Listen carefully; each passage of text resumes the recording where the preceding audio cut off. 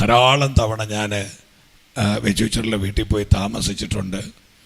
ആമേൻ. ഞാൻ റാന്നി കൂടെ എപ്പം പാസ് ചെയ്യുമ്പോഴും ഒഴുവൻപാറയിലെ കരിപ്പെട്ടിക്കാപ്പിയുടെ ഓർമ്മ എൻ്റെ മനസ്സിനകത്ത് ഇപ്പോഴും ഉണ്ട്. ഹല്ലേലൂയ. കർത്താവ് നൽകിയ നല്ല നിമിഷങ്ങളെ സന്തോഷത്തോടെ ഓർക്കുന്നു. ഈ പട്ടണത്തിൽ കർത്താവിൻ്റെ ദാസനെ കർത്താവ് മാനിക്കട്ടെ എന്ന് കർത്താവിനോട് പ്രാർത്ഥിക്കുകയാണ്. ആവേശത്തോടെ കർത്താവിൻ്റെ വേലയ്ക്കിറങ്ങിയ പലരുടെയും തലയോട്ടികൾ ഈ പെരുവഴിയിൽ കിടന്ന് ഉരുളുന്ന ഈ കാലഘട്ടത്തിലും തൻ്റെ ദാസനെ കർത്താവ് നിർത്തുന്ന കർത്താവിൻ്റെ വിശ്വസ്തതയ്ക്കായി സ്തോത്രം. ഹല്ലേലൂയ.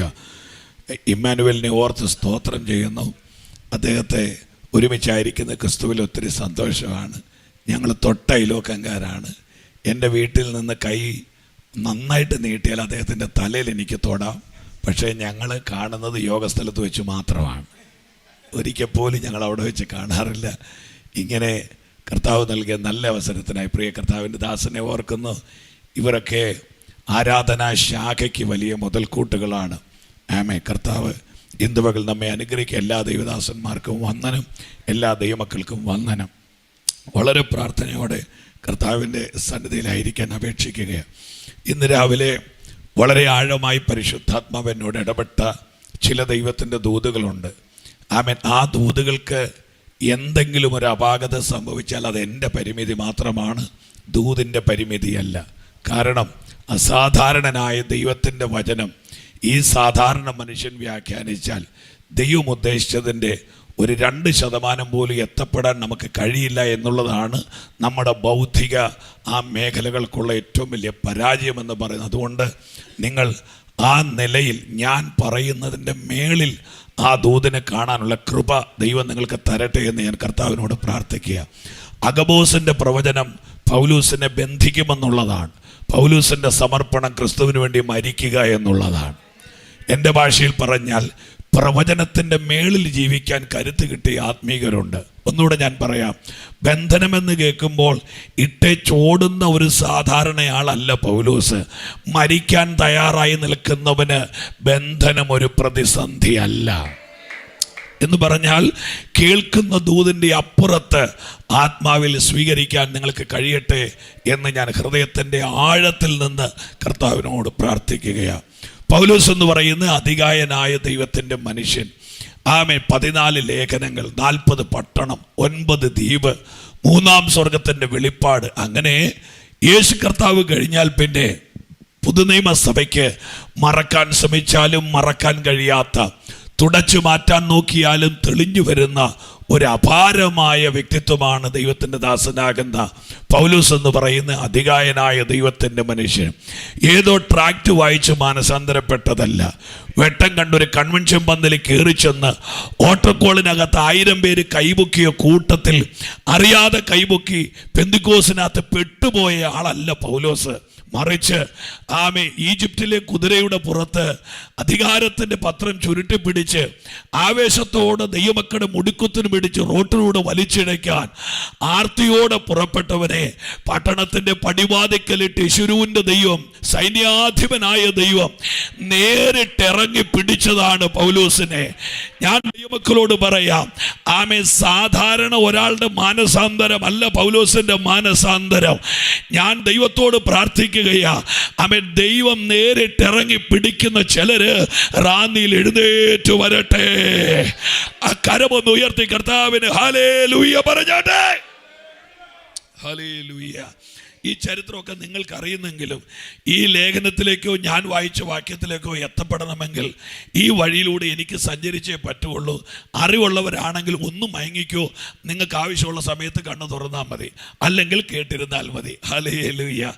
ഡെമാസ്കസിന്റെ പടിവാതിക്കൽ ഒരു വലിയ മനുഷ്യൻ മറിഞ്ഞു കിടക്കുകയാണ്. എൻസൈക്ലോപീഡിയ. ഈ മനുഷ്യൻ ശരീരത്തിലെ ആരോഗ്യത്തിന് ഒത്തിരി പ്രശ്നമുള്ളയാളാണ്. ശരീരത്തിൻ്റെ സ്ഥിതി നിന്ദ്യമാണ്. വിസിലടിച്ച് ശ്വാസം വലിക്കുന്നവനാണ് എന്ന് പറഞ്ഞാൽ ഹൈ ഹൈലി ബ്രീത്തിങ് പ്രോബ്ലം ഉള്ളയാളാണ്. കാഴ്ചയ്ക്ക് നല്ല കുറവുണ്ട്. പഴുത്ത കണ്ണുള്ളവനെന്നാണ് എഴുതി വെച്ചിരിക്കുന്നത്. എന്ന് പറഞ്ഞാൽ ഓരോ 4 മിനിറ്റിലും 5 മിനിറ്റിലും കണ്ണിൻ്റെ കോണിൽ പഴുപ്പടിഞ്ഞു വരുന്ന ഒരു വല്ലാത്ത ശാരീരിക പ്രകൃതിയുള്ളൊരു മനുഷ്യൻ, ഒരു വട്ടക്കാലുള്ള മനുഷ്യനാണ്.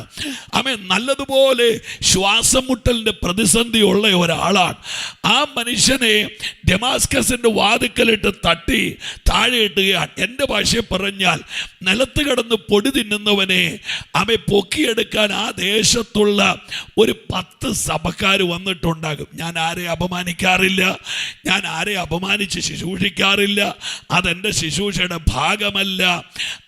ഈ താഴോട്ട് വന്ന് വീഴുമ്പോൾ റാന്നിയിൽ തന്നെ പൗലൂസിനെ പോലെ റേഞ്ച് ഉള്ളൊരു മനുഷ്യൻ ഇട്ടിയപ്പാറ പാലത്തിൻ്റെ ചോട്ടിൽ തമ്പുരാൻ്റെ അടിമേടിച്ച് അട്ട പോലെ ചുരുണ്ട് കിടന്നാൽ ഇവിടെയുള്ള എല്ലാ സഭക്കാരും ഓരോ വണ്ടിയും കൊണ്ട് അതിൻ്റെ ചോട്ടിൽ ചെല്ലും. എന്തിനാണെന്നറിയാമോ? പൗലൂസിനെ പോലെ ഒരു ഉന്നതനെ ദൈവസഭയ്ക്കകത്തോട്ട് ഇൻവൈറ്റ് ചെയ്യാൻ ആളുകളെല്ലാം അവിടെ വട്ടം കൂടും. പക്ഷേ അന്നത്തെ ഒരു സഭയിലും പൗലോസിനെ വിടാൻ തീരുമാനിക്കാതെ ഒരു വീട്ടിൽ വിടാൻ ദൈവം തീരുമാനിക്കുകയാണ്. കൂടെ വരണം. ദൈവിക പദ്ധതി നിങ്ങൾ ആലോചിക്കണം. അയാളെ വിട്ട വീട് ഏതാണ്? വേൾഡ് ബാങ്കിലോ സ്വിസ് ബാങ്കിലോ കാനറയിലോ കാത്തലിക്കിലോ ICICയിലോ IDBIയിലോ ഒരു കൂറ്റൻ അക്കൗണ്ടുള്ള ഒരു വലിയ മേഖലയിലേക്കല്ല ദൈവം ഇവനെ വിടുന്നത്. ഇവനെ വിടുന്നത് ഒരു സാധാരണക്കാരൻ്റെ വീട്ടിലേക്കാണ്. ആ വീടിൻ്റെ പ്രത്യേകത 4800 സ്ക്വയർ ഫീറ്റിൻ്റെ വലിപ്പമുള്ള 8 നില കെട്ടിടമല്ല യൂദയുടേത്. പക്ഷെ ആ വീടിന്റെ പ്രത്യേകത അത് സ്വർഗം അറിയുന്ന വീടാ. ഹല്ലേലൂയ. എൻ്റെ ഭാഷയിൽ പറയാം, 3ാം സ്വർഗത്തോട് കണക്ട് ചെയ്ത് നിൽക്കുന്ന ഒരു വീട്ടിൽ പൗലൂസിനെ അഡ്മിറ്റ് ചെയ്യുകയാ സ്വർഗത്തിലെ ദൈവം. ഞാൻ ദൈവമക്കളോട് പറയുന്നു, ഉന്നതന്മാരെ എഴുന്നേൽപ്പിക്കാൻ റാന്നിയിൽ ദൈവം തയ്യാറാ. പക്ഷേ അവരെ അഡ്മിറ്റ് ചെയ്യാനുള്ള ആത്മീക പവർ ദൈവസഭയുടെ അകത്തുണ്ടാകട്ടെ. എന്തുകൊണ്ട് ഞങ്ങളുടെ സഭയിൽ വലിയ മാനസാന്തരങ്ങൾ സംഭവിക്കാത്തത്? അല്ലേലും ഹാർട്ട് അറ്റാക്ക് വരുന്നവനെ ക്ലിനിക്കിൽ കൊണ്ടുപോകാറില്ലല്ലോ. ഒരാമനുണ്ടോ? ഒന്ന് വായ്പ മേടിച്ചെങ്കിലും പറയാൻ. ഹല്ലേലൂയ. ഹാർട്ട് അറ്റാക്ക് ആയിട്ട് നെഞ്ചും പൊത്തി പിടിച്ചുകൊണ്ട് ലൈറ്റിംഗ് കത്തിച്ചുകൊണ്ട് പോകുന്ന വണ്ടി ഒരിക്കലും ഒരു ക്ലിനിക്കിൻ്റെ വാതിക്കൽ ഇന്ന് വരെ നിർത്തിയിട്ടില്ല. കാരണം ജീവന്റെ മരണത്തിൻ്റെ ഇടയ്ക്കുള്ള നൂൽപ്പാലത്തിൽ അവനെ പിടിച്ചു കെട്ടാനുള്ള മെഡിസിനും അതിനുള്ള കഴിവും ആ ക്ലിനിക്കിൽ ഇല്ലാത്തത് കൊണ്ട് അവിടെ ആ വണ്ടി നിർത്താറില്ല. അത് പായുന്നത് ഒരു വലിയ ആശുപത്രിയിലേക്ക്. അങ്ങനെയാണെങ്കിൽ റാന്നിയിൽ ആർക്കും തൊടാൻ കഴിയാത്തവര് നിന്റെ ചർച്ചിനകത്ത് കയറി വരട്ടെ. Come on somebody, why തുറന്ന് ഞാൻ ഈ ചർച്ചിന്റെ അകത്ത് നിൽക്കുമ്പോൾ എന്റെ മേൽ കിടക്കുന്ന പ്രവാചക അഭിഷേകം നിങ്ങളോട് ഇങ്ങനെ പ്രവചിക്കാൻ പറയുകയാണ്. ദേശത്ത് ഒരിടത്തും അഡ്മിറ്റ് ചെയ്യാൻ കഴിയാത്ത ചിലതിന് ഇതിന്റെ അകത്തേക്ക് എന്റെ ദൈവം അയക്കാൻ പോകയാ. ആ കരമം അടിച്ച് ലബാരാധാന മസായ റൈദസ് കനായം തോറി ഭവിഷ്യ സീതൽ പോട്ടെ. യൂദയുടെ വീട്ടിലേക്ക് ചെല്ലും. നിർവീതി എന്ന തെരുവിൽ എന്നോട് കൂടെ ഉണ്ടാവണം. യൂദയുടെ വീട്ടിൽ ചെല്ലുന്നു. യൂദയുടെ വീടിനകത്ത് നിന്ന് എനിക്കെടുക്കാൻ പറ്റിയ 2 പ്രിന്റ് ഔട്ടുകൾ ഇങ്ങനെയാണ്. യൂദയെക്കുറിച്ചല്ല പറയുന്നത്, അവിടെ പൗലൂസിനെ കുറിച്ച് പറയുകയാണ്. 1, അവൻ പ്രാർത്ഥിക്കുന്നു. എന്നോട് കൂടെ നിൽക്കണേ. 1, അവൻ പ്രാർത്ഥിക്കുന്നു. 2, അനന്യാസ് എന്ന് പറയുന്ന ഒരുത്തൻ അവൻ്റെ തലയിൽ കൈവെക്കുന്നത് അവൻ കണ്ടുകൊണ്ടിരിക്കുന്നു. 2 കാര്യങ്ങൾ ഓപ്പൺ ചെയ്യുന്നു. 1, പൗലൂസ് എന്ന് പറയുന്ന ഒരു സുവിശേഷ എൻ്റെ ഭാഷയിൽ പറഞ്ഞാൽ ഒരു പെർസിക്യൂഷനെ കെട്ടഴിച്ചു വിടുന്ന ദുരാധിപത്യത്തിൻ്റെ അമരക്കാരൻ പ്രാർത്ഥനാ മനുഷ്യനായി മാറിയെന്ന് അവൻ പ്രാർത്ഥിക്കുന്നു. 2, അവൻ ദർശനം കാണുന്നു. നിങ്ങളും ആലോചിച്ച്, വിശ്വാസത്തിൽ വന്ന് 20 വർഷമായിട്ടും വേണ്ട പോലെ പ്രാർത്ഥിക്കാൻ അറിയാൻ വയ്യാത്ത 100 കണക്കിന് ആളുകൾ ഇന്നും പെന്തിക്കോസിനകത്ത് കെട്ടിക്കിടക്കുമ്പോൾ വിശ്വാസത്തിൽ വന്ന് മണിക്കൂർ കഴിയുന്നതിന് മുൻപ് അവനൊരു പ്രാർത്ഥനാ മനുഷ്യനായി.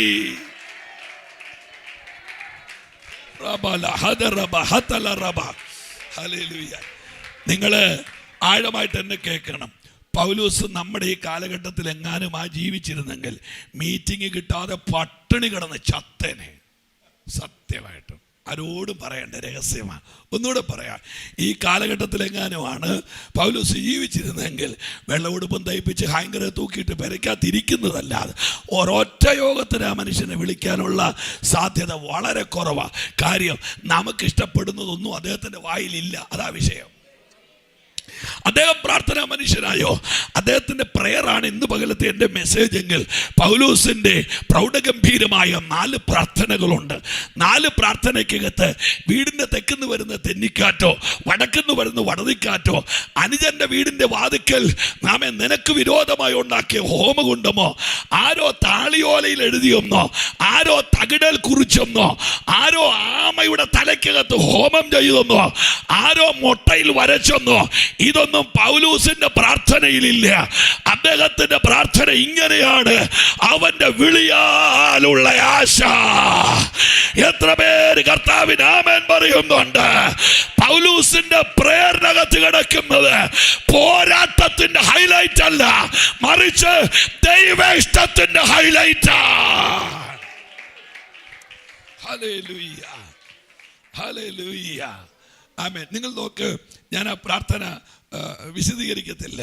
അവൻ്റെ വിളിയാലുള്ള ആശ ഇന്നതെന്ന്, വിശുദ്ധന്മാരിൽ അവൻ്റെ അവകാശത്തിന് മഹിമാധനം ഇന്നതെന്ന്, അവൻ്റെ ബലത്തിന് വല്ലഭത്വത്തിൻ്റെ വ്യാപാരത്തിൽ വിശ്വസിക്കുന്ന നമുക്ക് വേണ്ടി വ്യാപരിക്കുന്നവൻ്റെ ശക്തിയുടെ അളവറ്റ വലിപ്പം ഇന്നതെന്ന് നിങ്ങൾ അറിയേണ്ടതിന് ഞാൻ പ്രാർത്ഥിക്കുന്നു.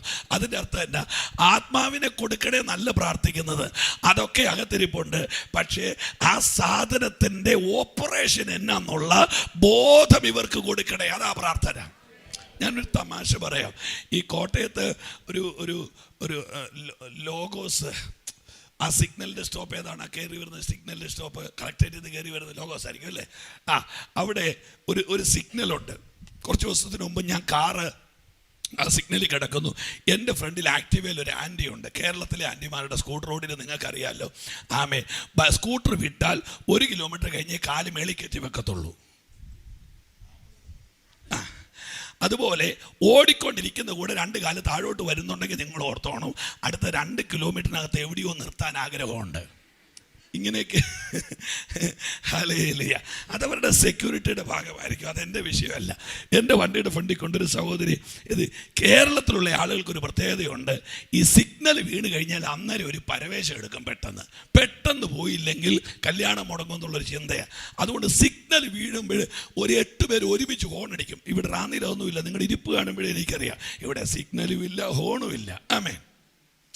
സിഗ്നൽ വീണു, പെട്ടെന്നൊരു 5-8 പേര് കീന്നൊരു ഹോൺ അടിച്ചു. ഈ ചേച്ചി പുതിയതായിട്ട് സ്കൂട്ടർ ഓടിക്കാൻ പഠിച്ചതായിരിക്കും. എൻ്റെ പൊന്ന് ഇമ്മാനുവേലെ, ഈ സഹോദരി എല്ലാം മറന്നിട്ട് ഈ കാലുകൊണ്ട് റോട്ടിൽ ഇങ്ങനെ മാന്തുവാ സ്കൂട്ടർ മുമ്പോട്ട് പോകാൻ. നിങ്ങൾ കണ്ടിട്ടില്ല? 2 കാലുകൊണ്ടും സ്കൂട്ടർ ഇങ്ങനെ മുമ്പോട്ട് പോകാൻ മാന്തുമ്പോൾ ആ ട്രാഫിക് പോലീസുകാരൻ പറഞ്ഞൊരു വാക്കാണ് എൻ്റെ ചെവി കിടക്കുന്നത്. അദ്ദേഹം അവിടെ ഒന്നുകൊണ്ട് സ്ത്രീയോട് പറയുകയാണ്, കാലിട്ട് മാന്തണ്ട, ഇങ്ങനെ തിരിക്ക്, അതിനകത്ത് എഞ്ചിനുണ്ടെന്ന്. ഹല്ലേലൂയ. നിങ്ങൾക്ക് ആ ഭാഷ മനസ്സിലായില്ല എന്ന് പറഞ്ഞാൽ, കാലിട്ട് മാന്താനാണ് പിന്നെ 1 ലക്ഷം രൂപ കൊടുത്ത് എന്തിനാ ഇയാളത് വാങ്ങിച്ചത്? നിന്റെ മാന്ത് കൊണ്ട് മുമ്പോട്ട് പോകുന്ന സാധനമല്ല ഇത്. ഹല്ലേലൂയ.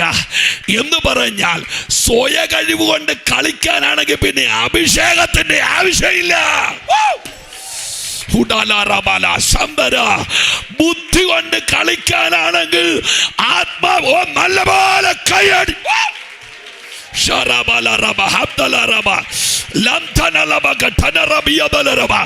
യേശുവിന്റെ നാമത്തിൽ ആത്മാവിൽ ചലിക്കാൻ. My God, hallelujah. പ്രിയപ്പെട്ടവരെ, നമ്മൾ ഇനി എന്നാ പെന്തിക്കോസാണെന്ന് പറഞ്ഞാലും നമ്മളുടെ കളി മുഴുവൻ കിടക്കുന്നത് ബുദ്ധിയിലും ജഡത്തിലുമാണ്.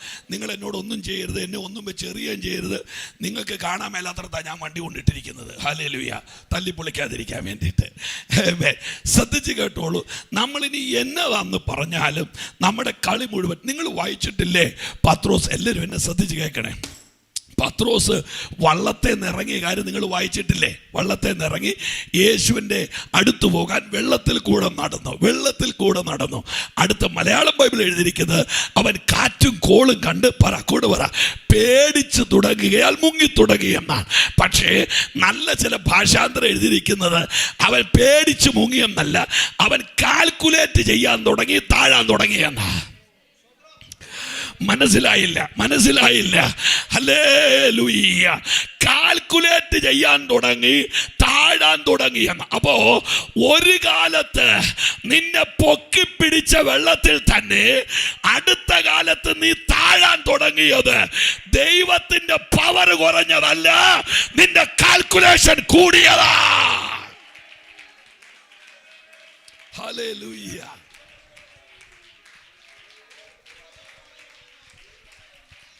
നിങ്ങളുടെ എത്ര പേരുടെ അകത്ത് കയറുന്നുണ്ടെന്ന് എനിക്കറിയത്തില്ല. നിങ്ങൾ രക്ഷിക്കപ്പെട്ടത് 77-ലാണോ? നിങ്ങൾ രക്ഷിക്കപ്പെട്ടത് 85-ലാണോ? എന്റെ ദൈവത്തിന് മാറ്റമില്ല. പക്ഷേ പണ്ട് രക്ഷപ്പെട്ട നീ ഇന്ന് നശിക്കുന്നതിന്റെ കാരണം ദൈവത്തിന്റെ കഴിവ് കുറവല്ല, മറിച്ച് നിന്റെ കാൽക്കുലേഷനാ. അത് നിർത്ത്. ഹല്ലേലൂയ. ഞാൻ ചുമ്മാ 1-2 കാര്യങ്ങൾ പറയാം.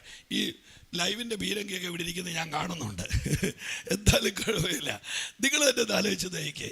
ഈ പുസ്തകത്തിനകത്ത് നിന്ന് ഞാൻ വായിച്ചതാണ് യേശു മരിച്ചവരെ ഉയർപ്പിക്കുമെന്ന്. ഈ പുസ്തകത്തിനകത്ത് ഞാൻ വായിച്ചതാണ്. മിണ്ടുന്നില്ലല്ലോ. പക്ഷെ ഈ കേരളത്തിൽ മരിച്ചവർ ഉയർക്കാൻ വേണ്ടി ഏതെങ്കിലും ഒരു പാസ്റ്റർ പ്രാർത്ഥിച്ചിട്ടുണ്ടോ? അവരെ പെന്തിക്കോസ്തുകാർ ഇന്ന് വരെ വെറുതെ വിട്ടിട്ടില്ല. നാണമില്ലേ ഈ പുസ്തകം കൊണ്ട് നടക്കാൻ? കേട്ടില്ലല്ലേ? ഹല്ലേലൂയ. ഈ പ്രാർത്ഥിച്ചവനെ ഒരു ലോഡ് കല്ലെടുത്ത് എറിയാൻ മുടക്കുന്നതിന്റെ പകുതി എഫേർട്ട് പോരെ കർത്താവേ ആ മിറക്കിൾ കേരളത്തിലൊന്ന് ചെയ്യണമെന്ന് പ്രാർത്ഥിക്കാം. ഹല്ലേലൂയ. ഈ ഇന്ത്യ മുഴുവൻ ത്രിവർണ്ണ പതാകയുടെ കീഴിലല്ലേ ഇമ്മാനുവേൽ നിൽക്കുന്നത്? വടക്കേന്ത്യയിൽ ഉയർപ്പിക്കുന്ന കർത്താവ് എന്തുകൊണ്ടാണ് കേരളത്തിൽ ഉയർപ്പിക്കാത്തത്? കർത്താവിന്റെ വണ്ടിക്കൂലി ഇല്ലായിരിക്കും അല്ലേ? പഞ്ചാബിൽ നിന്ന് ഇവിടം വരെ വരാൻ കർത്താവിന് ട്രെയിൻ കിട്ടിയിട്ടുണ്ടാവില്ല അല്ലേ? എന്നോട് കൂടെ വാക്കമാണ്. ഈ പുസ്തകത്തിൽ എഴുതിയതിനെ കാൽക്കുലേറ്റ് ചെയ്യരുത്. ഈ പുസ്തകത്തിൽ എഴുതിയതിനെ നിങ്ങൾ ബുദ്ധിയിലിട്ട് കളിക്കരുത്. കാര്യം അഭിഷേകം ബുദ്ധിക്കകത്ത് ഒതുങ്ങുന്ന സാധനമല്ല.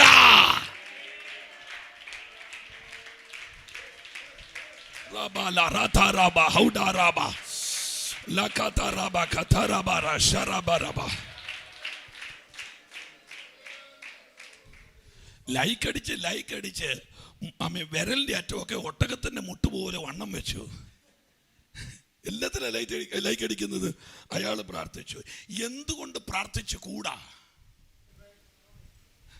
ഞാന് മരിച്ചിട്ട് ഉയർക്കാൻ വേണ്ടി പ്രാർത്ഥിച്ച ഒരു ദൈവദാസൻ ഒരിടത്ത് പ്രാർത്ഥിക്കുക, കർത്താവെ ഉയർപ്പിക്കണേന്ന്. ഞാൻ അവിടെ നിൽപ്പുണ്ട്. എനിക്ക് ധൈര്യം കൂടുതലായതുകൊണ്ട് ഞാൻ അനങ്ങാതെ നിൽക്കുക.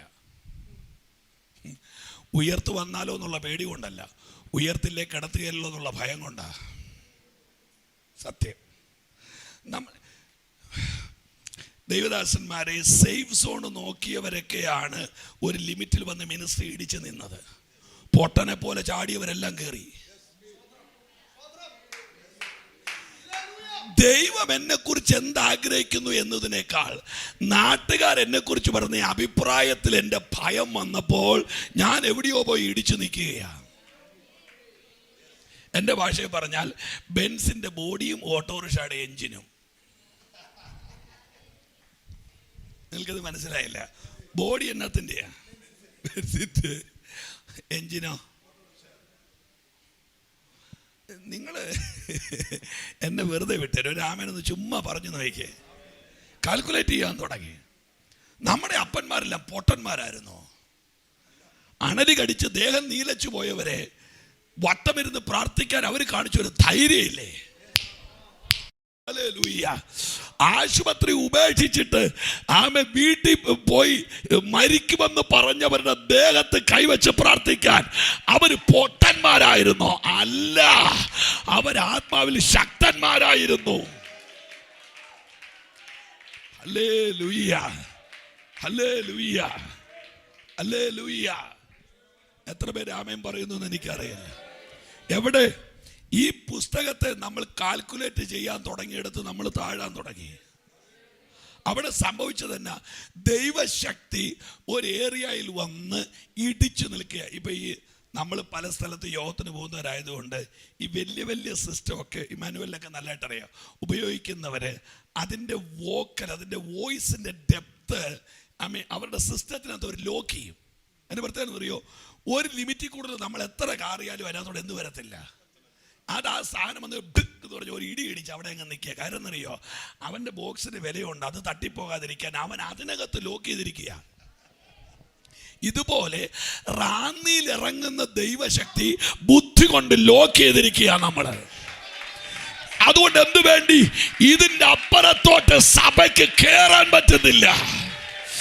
യേശുവിന്റെ നാമത്തിൽ ആ ബൗണ്ടറിയെ പൊട്ടിക്കുന്ന തലമുറ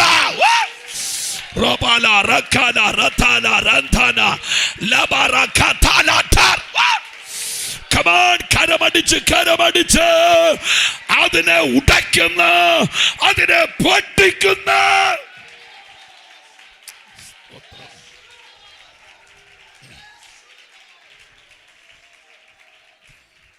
ഞാൻ ഈ പുസ്തകത്തിൽ നിന്ന് ഞാൻ ഈ പറഞ്ഞതെല്ലാം ഉപദേശം വിട്ട് കോക്കാമ്പിച്ച കാണിക്കണമെന്നൊന്നും അല്ല ഞാൻ ഈ പറഞ്ഞത്. ദൈവത്തെ ഓർത്ത് ഞാൻ പറയാത്തത് കേൾക്കരുത്.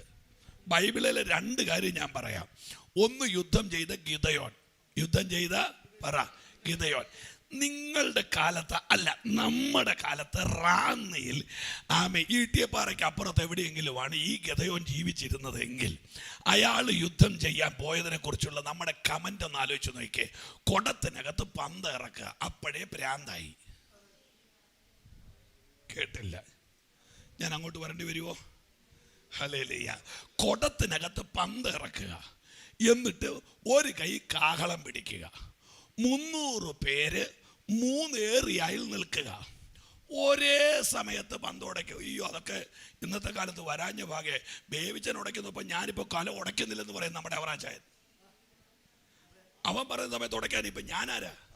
മനസ്സില്ല എന്ന് പറഞ്ഞാൽ ഈ സ്വയാധിപത്യത്തിന് വേണ്ടി ഇങ്ങനെ കഷ്ടപ്പെടുമ്പോൾ ഇതെല്ലാം മുടിയുക. ഓരോ ദിവസം ചെല്ലും തോറും ഇതെല്ലാം നിലം പൊത്തുക, അറിയുന്നില്ല. Hallelujah, hallelujah. 3 ഏറിയായിൽ നിൽക്കുന്നു. കുടത്തിനകത്തോട്ട് പന്ത് ഇറക്കി വെച്ച് പറഞ്ഞു ആമേൻ. ചിലർ കണ്ണടച്ചിരിക്കുന്നുണ്ട്, അവർ പ്രാർത്ഥിക്കുവാന്നാ എൻ്റെ ചിന്ത. ഉറങ്ങുമല്ലായിരിക്കും അല്ലേ? അല്ലായിരിക്കും, പ്രാർത്ഥിക്കുക.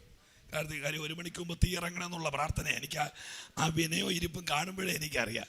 പിന്നെ എനിക്ക് പരാതിയില്ല ദൈവമക്കളെ. കാര്യം നമ്മുടെ ആളുകളെല്ലാം ഇഷ്ടം പോലെ ഷുഗറിൻ്റെയും കൊളസ്ട്രോളിൻ്റെയും പിന്നെ BP-യുടെയൊക്കെ ഗുളിക കഴിക്കുന്ന ആളുകളാണ്.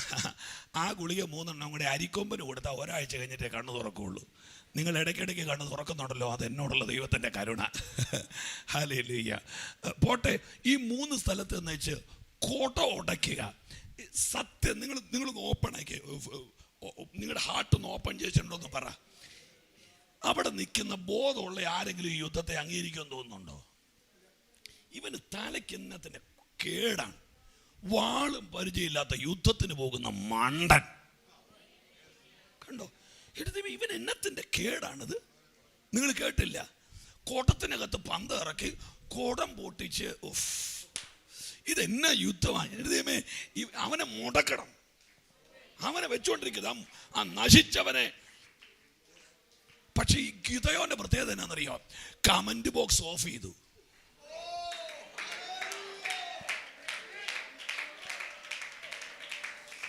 ഹല്ലേലൂയ.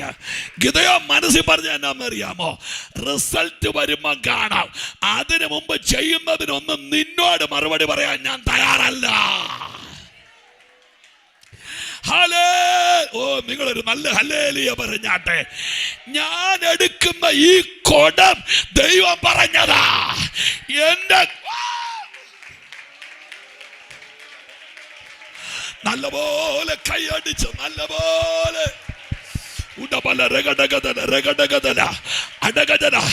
എന്തിനാ റാന്നിയിൽ ദൈവം ഈ സഭയ്ക്ക് അടിസ്ഥാനമിട്ടത്? ദൈവം പറയുന്നത് ചെയ്യാൻ.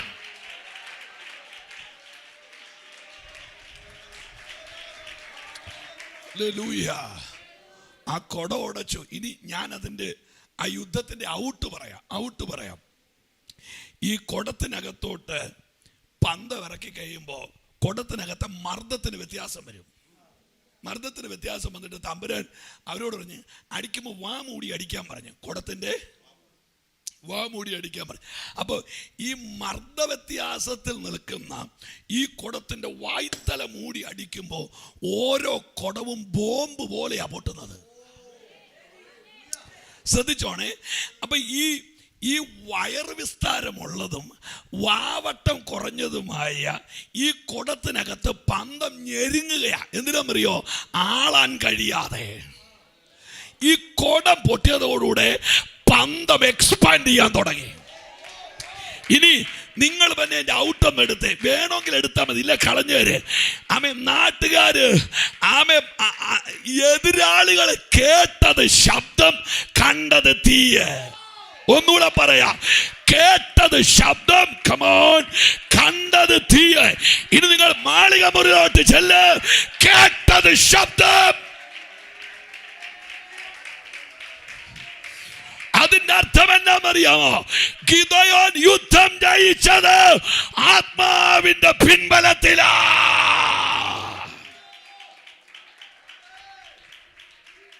ഹല്ലേലൂയ. റാന്നിയിൽ ഇവിടെ ആരാധന നടക്കുമ്പോൾ കേൾക്കുന്നത് ശബ്ദം, അകത്ത് വരുന്നവൻ കാണുന്നത് തീയ്. ഹല്ലേലൂയ. ഞാൻ സാധാരണ ഈ തീയെക്കുറിച്ച് എനിക്ക് വലിയ ഇഷ്ടമുള്ളൊരു കാര്യം ഞാൻ പറയാം. വലിയ ഇഷ്ടമുള്ളൊരു കാര്യം ഞാൻ പറയാം. ഞാൻ തീ അന്ന് വ്യാഖ്യാനിച്ചെന്ന് പറഞ്ഞ് എൻ്റെ പുറകെ വരണ്ട. തീയെക്കുറിച്ച് ഇഷ്ടമുള്ളൊരു കാര്യം ഞാൻ പറയാം. ഒരു വെള്ളം അശുദ്ധമാക്കാൻ എളുപ്പമാണ്. കാര്യം കിണറ്റിലോട്ടൊരു പൂച്ച തല്ലിക്കൊന്നിട്ടാൽ മതി, വലിയ കഷ്ടപ്പാടൊന്നുമില്ല. വായുവിനെ അശുദ്ധമാക്കാൻ എളുപ്പമാണ്. ഇതിനകത്തോട്ട് ഒരു ചട്ടി ചീഞ്ഞ മീൻ കൊണ്ടുവച്ചാൽ മതി, ഈ അന്തരീക്ഷം മുഴുവൻ പൊല്യൂട്ടഡ് ആയിക്കോളും. പക്ഷെ തീയെ അശുദ്ധമാക്കാൻ എളുപ്പമല്ല. ചീഞ്ഞത് തീക്കത്തിട്ട പിന്നെ നാറുകയില്ല. Hallelujah, hallelujah. അതിന്റെ അർത്ഥം എന്നാന്നറിയാമോ? പരിശുദ്ധാത്മാവ് തീയാണെന്ന് വ്യാഖ്യാനിക്കുന്നില്ല. പക്ഷെ തീ ആണെങ്കിൽ നിന്റെ നാറുന്ന പ്രശ്നം പിന്നെ നാറുകയില്ല.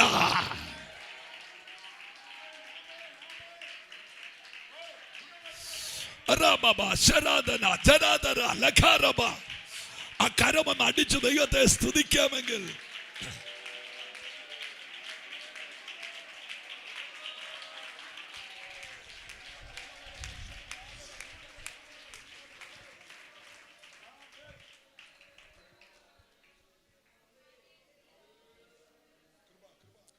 പൗലോസിന്റെ പ്രാർത്ഥന കേട്ടോ.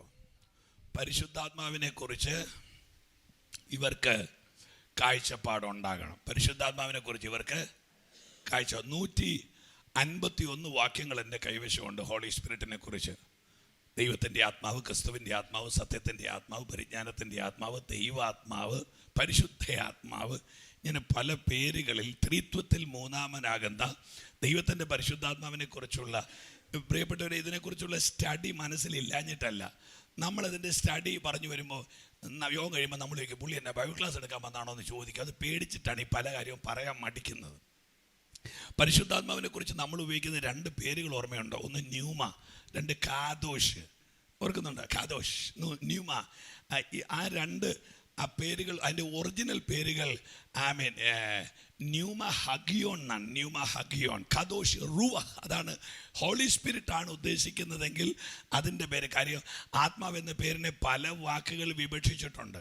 ഈ എബ്രായ ഭാഷയുടെ ഏറ്റവും വലിയ കുഴപ്പം എനിക്കൊന്ന് അണുബോംബിനേക്കാൾ വികരണശേഷിയുള്ളൊരു ഭാഷയാണ് ഹീബ്രു. അതിന് പദസമ്പത്ത് വളരെ കുറവാണ്, പക്ഷേ അർത്ഥസമ്പത്ത് വളരെ കൂടുതലുമാണ്.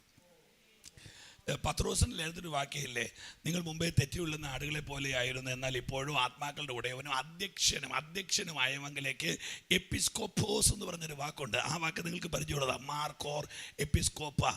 അധ്യക്ഷൻ, ആ വാക്ക്, അതിൻ്റെ ആ വാക്കിന് 3 അർത്ഥങ്ങളുള്ളത്. 1-2 എൻ്റെ മനസ്സിലുണ്ട്. ഒന്ന് പരമാധികാരി, എപ്പിസ്കോപ്പോസ്, പരമാധികാരി.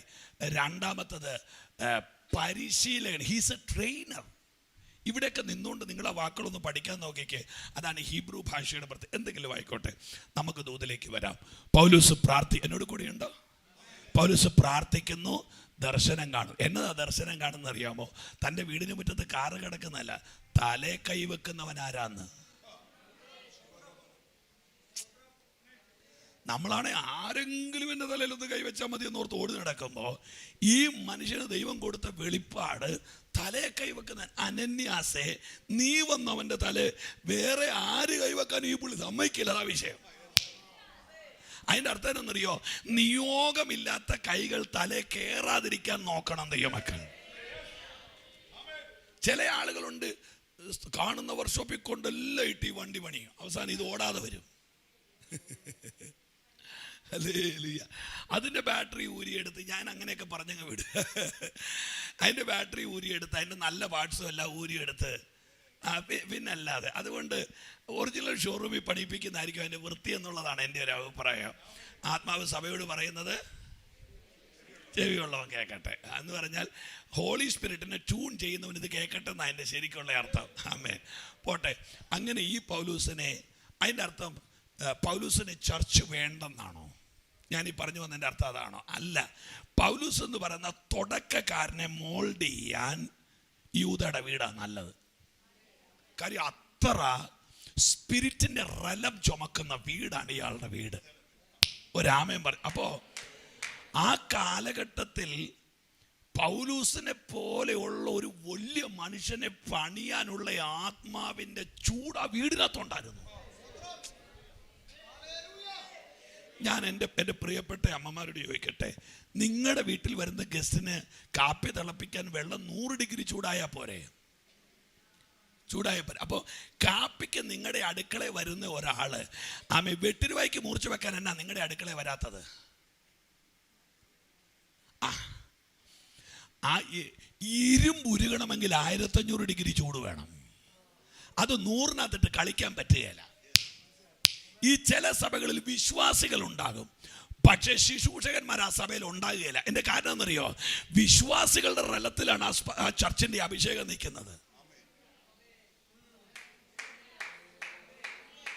ഞാൻ ഇച്ചൂടെ കയറ്റി പറയാം, ഇന്ത്യൻ പട്ടാളം ഒരിക്കലും നീ മേടിച്ച ബനിയൻ ഇട്ടുകൊണ്ട് നിന്നെ കാശ്മീരിൽ നിർത്തുകയല്ല.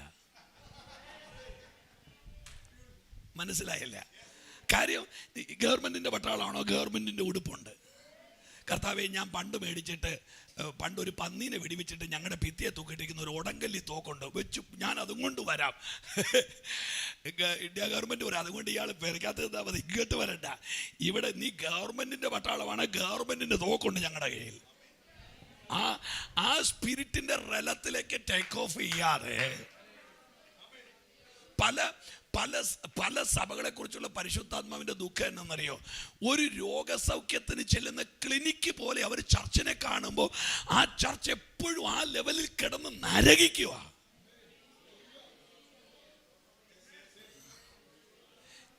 ഞാൻ ഒരു വാക്കോടെ പറഞ്ഞ് മുൻപോട്ട് വരാവേ, നിങ്ങൾ എന്നോട് കൂടെ ഉണ്ടെന്നാണ് എൻ്റെ ചിന്ത. ഹല്ലേലൂയ. 13-ാം അധ്യായം അപ്പോസ്തല പ്രവൃത്തി. എടുക്കണ്ട, കുനിയരുത്. കുനിഞ്ഞാൽ പിന്നെ നിവിരിയല്ല, അതാ എൻ്റെ പേടി. അവിടെ അന്ത്യോക്യ സഭയിൽ ബർന്നബാസ്, നീഗർ, ലുക്യോസ്, മനായൻ, ശൗല് 5 ദൈവദാസന്മാർ പുൾപ്പിറ്റായിരിക്കുക. 5 ഉപദേശിമാർ. ഇപ്പം ഞങ്ങളിവിടെ 4 പേര്, ഒരാളും കൂടെ കിട്ടിയാൽ മതി, 5 പേര്. ഇവിടെ ഇഷ്ടംപോലെ ദൈവദാസന്മാരുണ്ട്. അവർ എല്ലാം ചൂടെ കേൾക്കാനുള്ള സുഖത്തിനായിരിക്കും താഴെ ഇരിക്കുന്നു തോന്നുന്നു. ഹല്ലേലൂയ. ആമേൻ. അങ്ങനെ ഈ 5 ദൈവദാസന്മാർ, എൻ്റെ ഇമ്മാനുവേൽ പാസ്റ്ററെ ദൈവദാസനെ ഞാനത് വായിക്കുമ്പോൾ വെപ്രാളം പിടിച്ചിട്ടുണ്ട്. എൻ്റെ കാര്യം അറിയോ? ഈ ഇന്നത്തെ ഡിസ്ട്രിക്ട് പാസ്റ്റർമാരും ഏറ്റവും കൂടുതൽ വലയുന്നത് എന്നാണെന്നറിയോ? ഈ ഇണങ്ങുന്നവനെ പിണക്കാതിരിക്കാനാ. ആ ചിരിക്കത്തുള്ള അസ്വസ്ഥത. കാര്യം ഇതിന് എങ്ങനെയാ ഇതിനെ മാനേജ് ചെയ്യണ്ടെന്ന് അറിയത്തില്ല. അതുകൊണ്ട് ഇല്ലാത്ത പ്രോഗ്രാം ഉണ്ടാക്കി ഒരു പ്രാർത്ഥന കൊടുക്കുക. അതാണ് അവർ നല്ല വൃത്തിക്ക് ഉപയോഗിക്കുകയും ചെയ്യും. അതാ സഹിക്കാൻ മേലാത്തത്. എനിവേ അവിടെ ആ പ്രോഗ്രാം ഇല്ല, അവിടെ ആ പ്രോഗ്രാം ഇല്ല. കാര്യം നിങ്ങൾക്ക് അറിയാമല്ല, കാര്യം നിങ്ങളുടെയൊക്കെ ഇരിപ്പ് കണ്ടാൽ നിങ്ങൾ വലിയ തിമിംഗലങ്ങളാണ്, എനിക്കറിയാം. പക്ഷെ ആ പ്രോഗ്രാം തിരിക്കി ഇപ്പോൾ അച്ഛൻ ഒരു 3 വാക്കിൽ ആശംസ പറയും. അച്ഛൻ 300 വാക്കും കൊണ്ടിരിക്കുന്ന പുള്ളിയോടായി പറയുന്ന 3 വാക്കിൽ നിന്ന് ഇത് എവിടെ അവസാനിക്കും? അപ്പോൾ ഇണക്കി നിർത്താൻ നമ്മൾ തത്രപ്പെടുമ്പോൾ അനാവശ്യമായ ഒരു ഇണക്കലിന് ഇഷ്ടമില്ലാത്ത ആത്മാവാ പരിശുദ്ധാത്മാവ്. പരിശുദ്ധാത്മാവിന്റെ പ്രത്യേകത എന്നറിയോ? നമ്മളെ കൺവിൻസ് ചെയ്യിക്കാൻ വേണ്ടി ഒന്നും ചെയ്യല. പിന്നെ അനന്യാസിനെ തല്ലിക്കൊന്ന് പെട്ടിക്കത്തോട്ട് കയറ്റി വെച്ച് എന്തിനാ തല്ലിക്കൊന്നെന്ന് പോലും പറയാൻ താല്പര്യമില്ല. ചർച്ചിന്റെ അകത്തുനിന്ന് 2 ശവപ്പെട്ടി ഇറങ്ങി പോകുമ്പോ നാട്ടുകാർ വെച്ച് ഇതെന്താ ഇങ്ങനെയെന്ന് പരിശുദ്ധാത്മാവിന് മനസ്സില്ല പറയാൻ. നിങ്ങൾക്ക് ഈ സ്വിച്ച് ബോർഡിനകത്തുകൊണ്ട് കൈയിട്ടേച്ച് ഒരാൾ അവിടെ പിടച്ച് കിടന്ന് ചത്താൽ കരണ്ട് സോറി പറഞ്ഞ് നിങ്ങൾ കേട്ടിട്ടുണ്ടോ?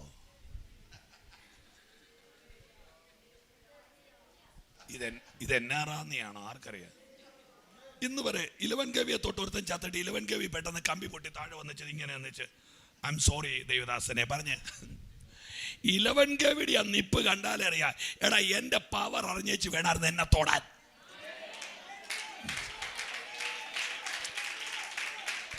ഹല്ലേലൂയ.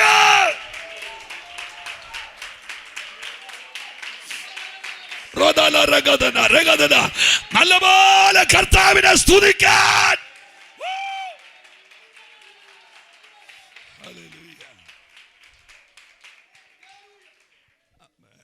ഞാൻ ആ ഭാഗം വായിച്ചപ്പോൾ കണ്ടത് അനന്യാസിന്റെ പേരിൽ ഒരു സിറ്റി ഉണ്ടായിരുന്നെന്നാ.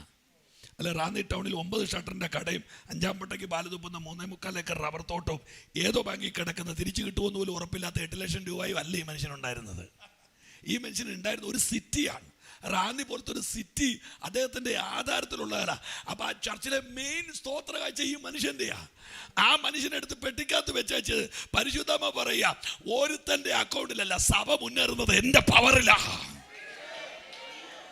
നിങ്ങൾക്ക് മനസ്സിലായോ തമ്പുരാന്റെ ഇടപാടെന്നാന്ന്? ഹല്ലേലൂയ. ആമേൻ. കറൻസിയിൽ അല്ല സഭ കയറുന്നത്, ആ കരമം അടിച്ച്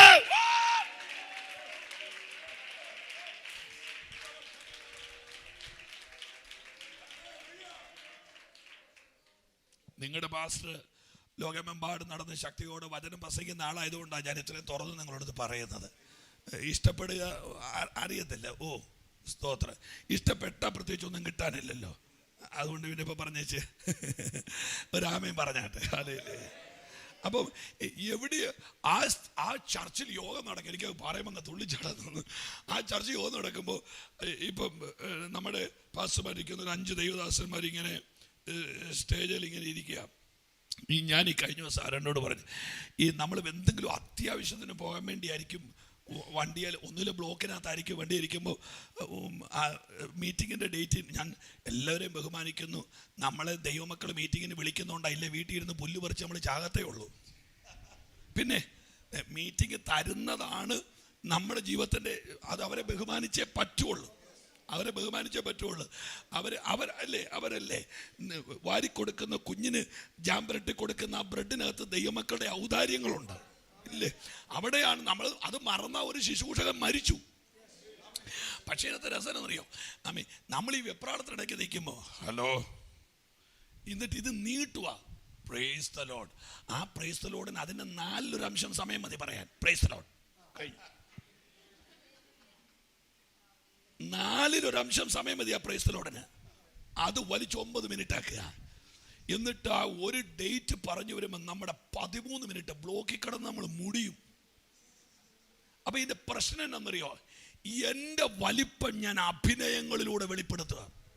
ഞാൻ തന്നെ പറയാം. ഞാനിപ്പോൾ ഇവിടെ ഇങ്ങനെ പ്രസംഗിച്ചുകൊണ്ടിരിക്കുമ്പോൾ മിനിഞ്ഞാന്ന് ഞാൻ UK-യിലായിരുന്നപ്പോൾ ഞാൻ പ്രസംഗിച്ച ഒരു വചനം ഞാൻ നിങ്ങളോട് പറയാം. ആ വചനം അങ്ങ് പറഞ്ഞാൽ പോരെ. അപ്പൊ എൻ്റെ ശ്രമം മിനിഞ്ഞാന്ന് ഞാൻ UK-യിലായിരുന്നു എന്ന് ഇവരെ അറിയിക്കണം. ഞാൻ മിനിഞ്ഞാന്ന് UK-യിലായതുകൊണ്ട് ഏതെങ്കിലും കൊച്ചിൻ്റെ കല്യാണം നടക്കുമോ? ഏതെങ്കിലും അമ്മമ്മയുടെ പ്രശ്നം മാറുമോ? കണ്ടോ, അൺവാണ്ടഡ് ആയിട്ടുള്ള സാധനങ്ങളാണ് നമ്മുടെ നടുക്കോട്ടിറങ്ങി വരുന്നത് മിക്കവാറും. It's not used. ഉപയുക്തമല്ല. ഞാൻ ഇൻക്ലൂഡ് മീ, എന്നെ കൂടെ കൂട്ടിയാണ് ഞാൻ ഈ പറയുന്നത്. ഈ മണ്ടത്തരങ്ങളെല്ലാം എൻ്റെ വായിക്കാത്ത നല്ല വൃത്തിയായിട്ട് ഇരിപ്പുണ്ട്. അല്ലാതെ ഞാൻ ചില്ല് കൂട്ടാത്തുന്നുണ്ടൊന്നും അല്ലത് പറയുന്നത്. ഹല്ലേലൂയ. ഞാൻ എപ്പോഴും എൻ്റെ പ്രസംഗത്തിൽ ഉപയോഗിക്കുന്ന, ആളുകളെ കൺവിൻസ് ചെയ്യിക്കാൻ ഉപയോഗിക്കുന്ന ചില വൃത്തികെട്ട വാക്കുകളുണ്ടായിരുന്നു. എന്നാണെന്നറിയോ? ദൈവം ഇന്ന് പകൽ ഇവിടെ വന്നിരിക്കുന്നത് നിന്റെ മുഴ മാറ്റാനും നിന്റെ കുഴ നേരെയാക്കാനുമല്ല. കണ്ടോ ആ പദത്തിനകത്തൊരു ഒരു സംസാരം, ഒരു രുചിയില്ലേ? നിന്റെ മുഴ മാറ്റാനല്ല, നിന്റെ കുഴ നേരെയാക്കാനല്ല. പക്ഷേ വൈകുന്നേരം പോയി ഒന്ന് സോപ്പ് തേച്ച് കുളിക്കുമ്പോൾ എവിടെയെങ്കിലും ഒരു തടിപ്പ് കണ്ടാൽ ഉറക്കം പോയില്ലേ? ഉറക്കം പോയില്ലേ? അതുമായിട്ട് പിന്നെ പോണ്ടേ ലെക്ഷോറില്? അവൻ അതെന്ന് കുത്തി ബയോപ്സിക്ക് വിട്ടാൽ റിസൾട്ട് വരുന്നവരെ ജീവശവമായി ജീവിക്കണ്ടേ? ഞാൻ എൻ്റെ വാക്ക് പുറകോട്ട് വലിച്ചു. അതിന്റെ കാര്യം എന്നാന്നറിയാമോ? ഒരു മുഴം ചെറിയതല്ല.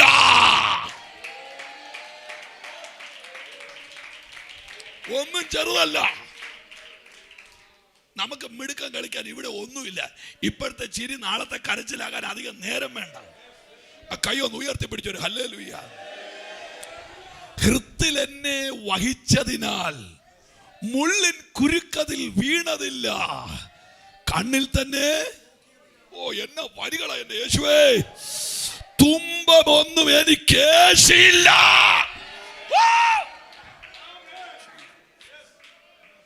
നടക്കുന്ന ഓരോ ചുവടും കർത്താവിന് കടംപെട്ടതാണ്. രാവിലെ കട്ടിലെന്ന് എഴുന്നേറ്റ് വരുമ്പോൾ ആ ഓരോ ഉണർവുകള് കർത്താവിന് കടംപെട്ടതാണ്. അവ ഇത്ര സ്റ്റെപ്പ് കയറി ആലയത്തിൽ വന്നില്ലേ?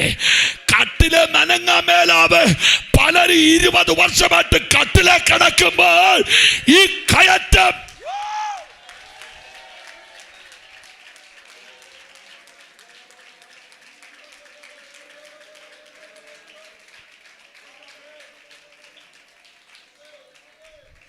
ഓട്ടം ഓടുവാൻ, വിശ്വാസം കാക്കുവാൻ, നിധിൻ കിരീടവും ശുഭ്രമാം വസ്ത്രങ്ങളും. ഓട്ടം ഓടുവാൻ, വിശ്വാസം കാക്കുവാൻ, നിധിൻ കിരീടവും ശുഭ്രമാം വസ്ത്രങ്ങളും. മഹിമാസന്നിധിയിൽ കളങ്കമില്ലാതെ നിന്നിടുവാൻ കൃപദാ. മഹിമാസന്നിധിയിൽ കളങ്കമില്ലാതെ നിന്നിടുവാൻ കൃപദാ. മുൾമൂടി അണിഞ്ഞവനെ അങ്ങേ തേജസ്വരൂപിയ കാണാൻ കാലമേറെയില്ല. മുൾമൂടി അണിഞ്ഞവനെ അങ്ങേ തേജസ്വരൂപിയ കാണാൻ കാലമേ. അവരെയൊന്ന് പാടി വയ്ക്കാനോട്. മുൾമൂടി അണിഞ്ഞവനെ അങ്ങേ തേജസ്വരൂപിയ കാണാൻ കാലമേ. പടും. മുൾമൂടി അണിഞ്ഞവനെ അങ്ങേ തേജസ്വരൂപിയ കാണാൻ കാലമേറെയില്ല. മുൾമൂടി അണിഞ്ഞവനെ അങ്ങേ തേജസ്വരൂപിയ അങ്ങേ നേരിൽ കാണാൻ കാലമായി ദൂരം ഏറെ ഇല്ലിനി. നിൻ തിരുമാർവിൽ ചായാൻ കാലമായി ദുഃഖം ഏറെ ഇല്ലിനി. നിൻ മാർവിടം എന്നാശ്രയം നീയേ. എന്നാവലും എൻ വാഞ്ചയും നീയേ. എന്നാവലും എൻ വാഞ്ചയും നീയേ. എന്നാവലും. ഞാൻ ഈ കഴിഞ്ഞ ദിവസം സ്കെയിൽ ഏതായിരുന്നു? ഈ കഴിഞ്ഞ ദിവസം ഞാൻ ഈ ദൈവസന്നിധിയിൽ പൗലോസിന്റെ ലേഖനത്തിന്റെ ചില ഭാഗങ്ങൾ ഇങ്ങനെ വായിക്കുക. അതിനകത്ത് വല്ലവിധേന എനിക്ക് മരിച്ചവരുടെ ഇടയിൽ ഒരു ഉയർപ്പുണ്ടാകണമെന്നുള്ള വാക്ക് എന്നെ വല്ലാതെ അങ്ങ് ഭീഷണിപ്പെടുത്തുന്ന പോലെ എനിക്ക് തോന്നി. 3-ാം സ്വർഗം വരെ കയറിയൊരു മനുഷ്യൻ, ക്ലെമന്തിൻ്റെ പേര് ജീവോസ്തത്തിലുണ്ടെന്ന് എഴുതാൻ ധൈര്യം കാണിച്ച മനുഷ്യൻ, 3 ഭൂഖണ്ഡത്തെ ഇളക്കിയൊരു മനുഷ്യൻ, ആ മനുഷ്യൻ നിങ്ങളെന്നെ കേൾക്കുന്നുണ്ടോ? ആർക്കറിയാം?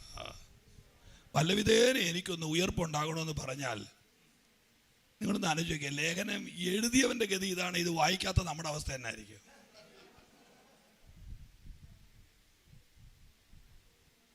പിടിച്ച മോനെ, ഞാൻ അന്ന് ആ മുറിക്കകത്തിരുന്ന് കുറേ നേരം അങ്ങ് കരയൊക്കെ ചെയ്തു. പേടിച്ചിട്ടാണ്, സത്യമായിട്ടും പേടിച്ചിട്ട്.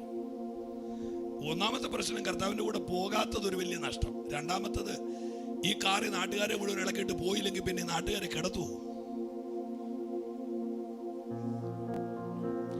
ഓട്ടം ഓടുവാൻ വിശ്വാസം കാക്കുവാൻ. ഇമ്മാനുവേലേ, എന്റെ സ്വന്തം പാട്ടാ, കഴിഞ്ഞ ദിവസം കർത്താവിനോട് പറഞ്ഞ വരികളായത്.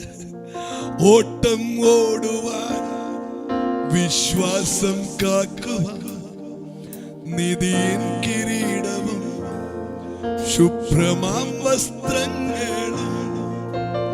ഓട്ടം ഓടുവാൻ വിശ്വാസം കാക്കുവാൻ നിധിയിൻ കിരീടവും ശുഭ്രമാം വസ്ത്രങ്ങളും.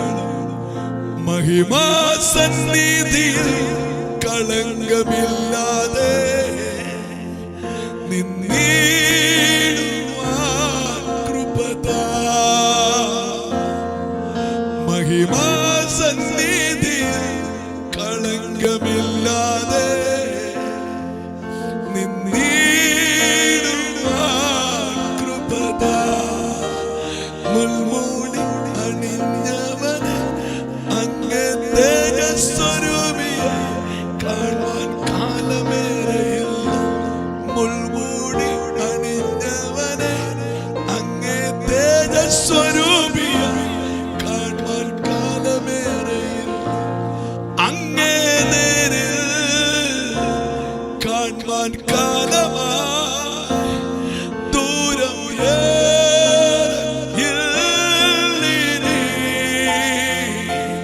നിൻ തിരുമാർവിൽ ചായാൻ കാലമായി ദുഃഖം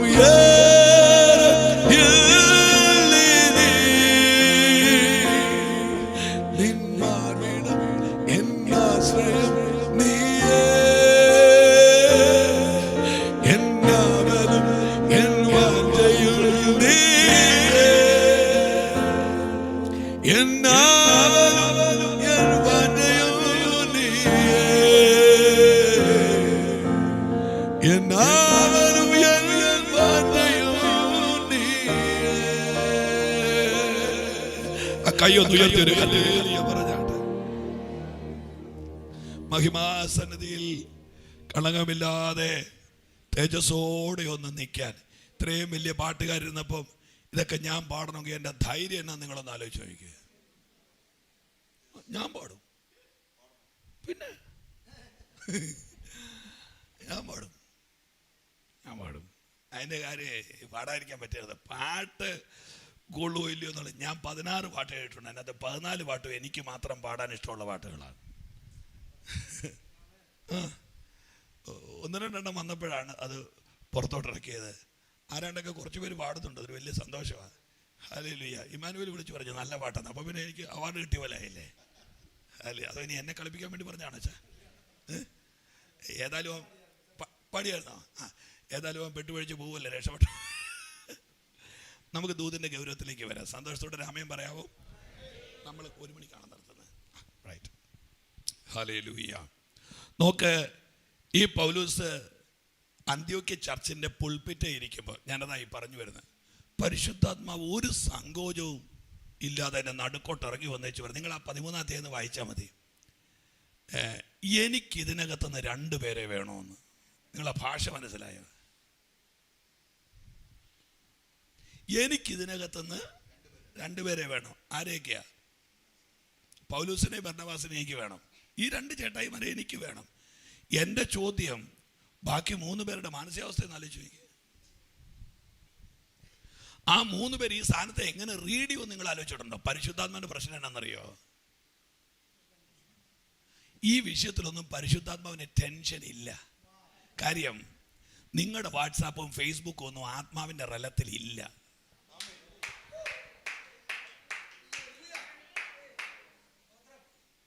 ഹല്ലേലൂയ. ഈ അതിജീവിതയ്ക്കും ദിലീപിനും ഈ ഇറക്കി വിടുന്ന വീഡിയോകൾ പ്രശ്നമാകുന്നത് അവർ ഈ റലത്തിൽ പാർക്കുന്നതുകൊണ്ടല്ലേ. പരിശുദ്ധാത്മാവ് വ്യാപരിക്കുന്ന ഏരിയയിൽ ഈ സാധനം ഇല്ല. ഞാനൊരു തെളിവ് വേണേ പറയാം. പണ്ട് കാക്ക ദൈവത്തിന് പരാതി കൊടുത്തു, മരച്ചില്ലേ ലൈംഗമ്യം കാരണം പറക്കാൻ പറ്റുന്നില്ലെന്ന്. ലൈംഗമ്യം തട്ടി ചാകുന്നു, കണ്ടിട്ടില്ല ഇങ്ങനെ തൂക്കി സത്ത് കിടക്കുന്നത്. നേരെ പറക്കാൻ പറ്റുന്നില്ല, ഇൻഡിക്കേറ്റർ ഇട്ട് കുഴയുക, ഇങ്ങനെ പോവുക. അന്നേരം ദൈവം കഴുകനെ വിളിച്ചിട്ട് ചോദിച്ചു, എടാ കാക്കയുടെ ഒരു പരാതി കിട്ടിയിട്ടുണ്ടോ ഒന്ന് അന്വേഷിക്കാമെന്ന് ചോദിച്ചപ്പോൾ കഴുകൻ ചിരിച്ചുകൊണ്ട് ദൈവത്തോട് പറയും, ഞാൻ പറക്കുന്നിടത്ത് ലൈംഗമ്യമില്ല, ഞാൻ പറക്കുന്നിടത്ത് മരവും ഇല്ലെന്ന് പറഞ്ഞു. എന്നിട്ട് കഴുകൻ പറഞ്ഞു കൊടുത്തൊരു അഡ്വൈസ് പറയാം, ഈ കണ്ടവന്റെ എച്ചിലല് നോക്കി താന്ന് പറഞ്ഞാൽ ഇത് തന്നെ വരുമെന്ന് പറഞ്ഞു. എവിടെയൊക്കെ ലൈംഗമ്യം തട്ടി നമ്മൾ മുടിഞ്ഞെന്നറിയോ? ഏതോ ഇല തുറക്കാൻ വേണ്ടി താന്ന് പറഞ്ഞ വഴിക്ക് അങ്ങാണ്ടി അടിച്ചു വീണതാ. ആത്മാവ് സഭയോട് പറയുന്നത് കേൾക്കട്ടെ. ഞാൻ ആ ഭാഗം വിട്ടേക്കട്ടെ. ഈ പൗലൂസ് ഇതൊക്കെ ഞാനിത് 4 കാര്യം പറയാനുണ്ട്. പറയാത്തത് ഇമ്മാനുവേലിനെ പേടിച്ചിട്ടാ.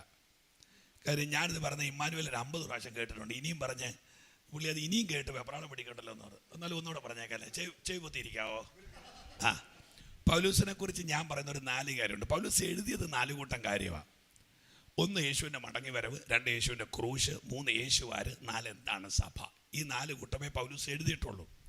ഇനി പൗലൂസിനെ കുറിച്ച് ഞാൻ പറയുന്ന ഒരു 4 കൂട്ടം കാര്യമുണ്ട്. ഇദ്ദേഹം ഒരു അസാധാരണ മനുഷ്യനാണ്. ഒന്നാമത്തെ കാര്യം പറയാം, ഇത് ഞാൻ വിശദീകരിക്കത്തില്ലേ, എനിക്ക് നല്ല പക്കിന് വിശദീകരിക്കാൻ അറിയാം, പക്ഷേ ഞാൻ മനഃപൂർവ്വം വിടുക. ഹല്ലേലൂയ. ഈ മനുഷ്യനെ എവിടെയെങ്കിലും പൂട്ടിയിട്ടാൽ ഇറങ്ങി വരുമ്പോൾ കയ്യിലൊരു ലേഖനം കാണും, തുറന്നു വിട്ടാൽ ചിലന്നിടത്തൊരു സഭ കാണും. എന്ന് പറഞ്ഞാൽ പൂട്ടിയാലും തുറന്നാലും ഈ മനുഷ്യൻ അപകടകാരിയാണ്. രണ്ടാമത്തെ കാര്യം, ഈ മനുഷ്യൻ ദൈവരാജ്യ നിമിത്തം കൊട്ടയ്ക്കകത്ത് ഒതുങ്ങുകയും ചെയ്യും, ഏഷ്യാമാനിൽ നിറയുകയും ചെയ്യും. എവിടെ ഒതുക്കുന്നോ അവിടെ ആലോചിച്ച് വരുന്നേ ഉള്ളൂ.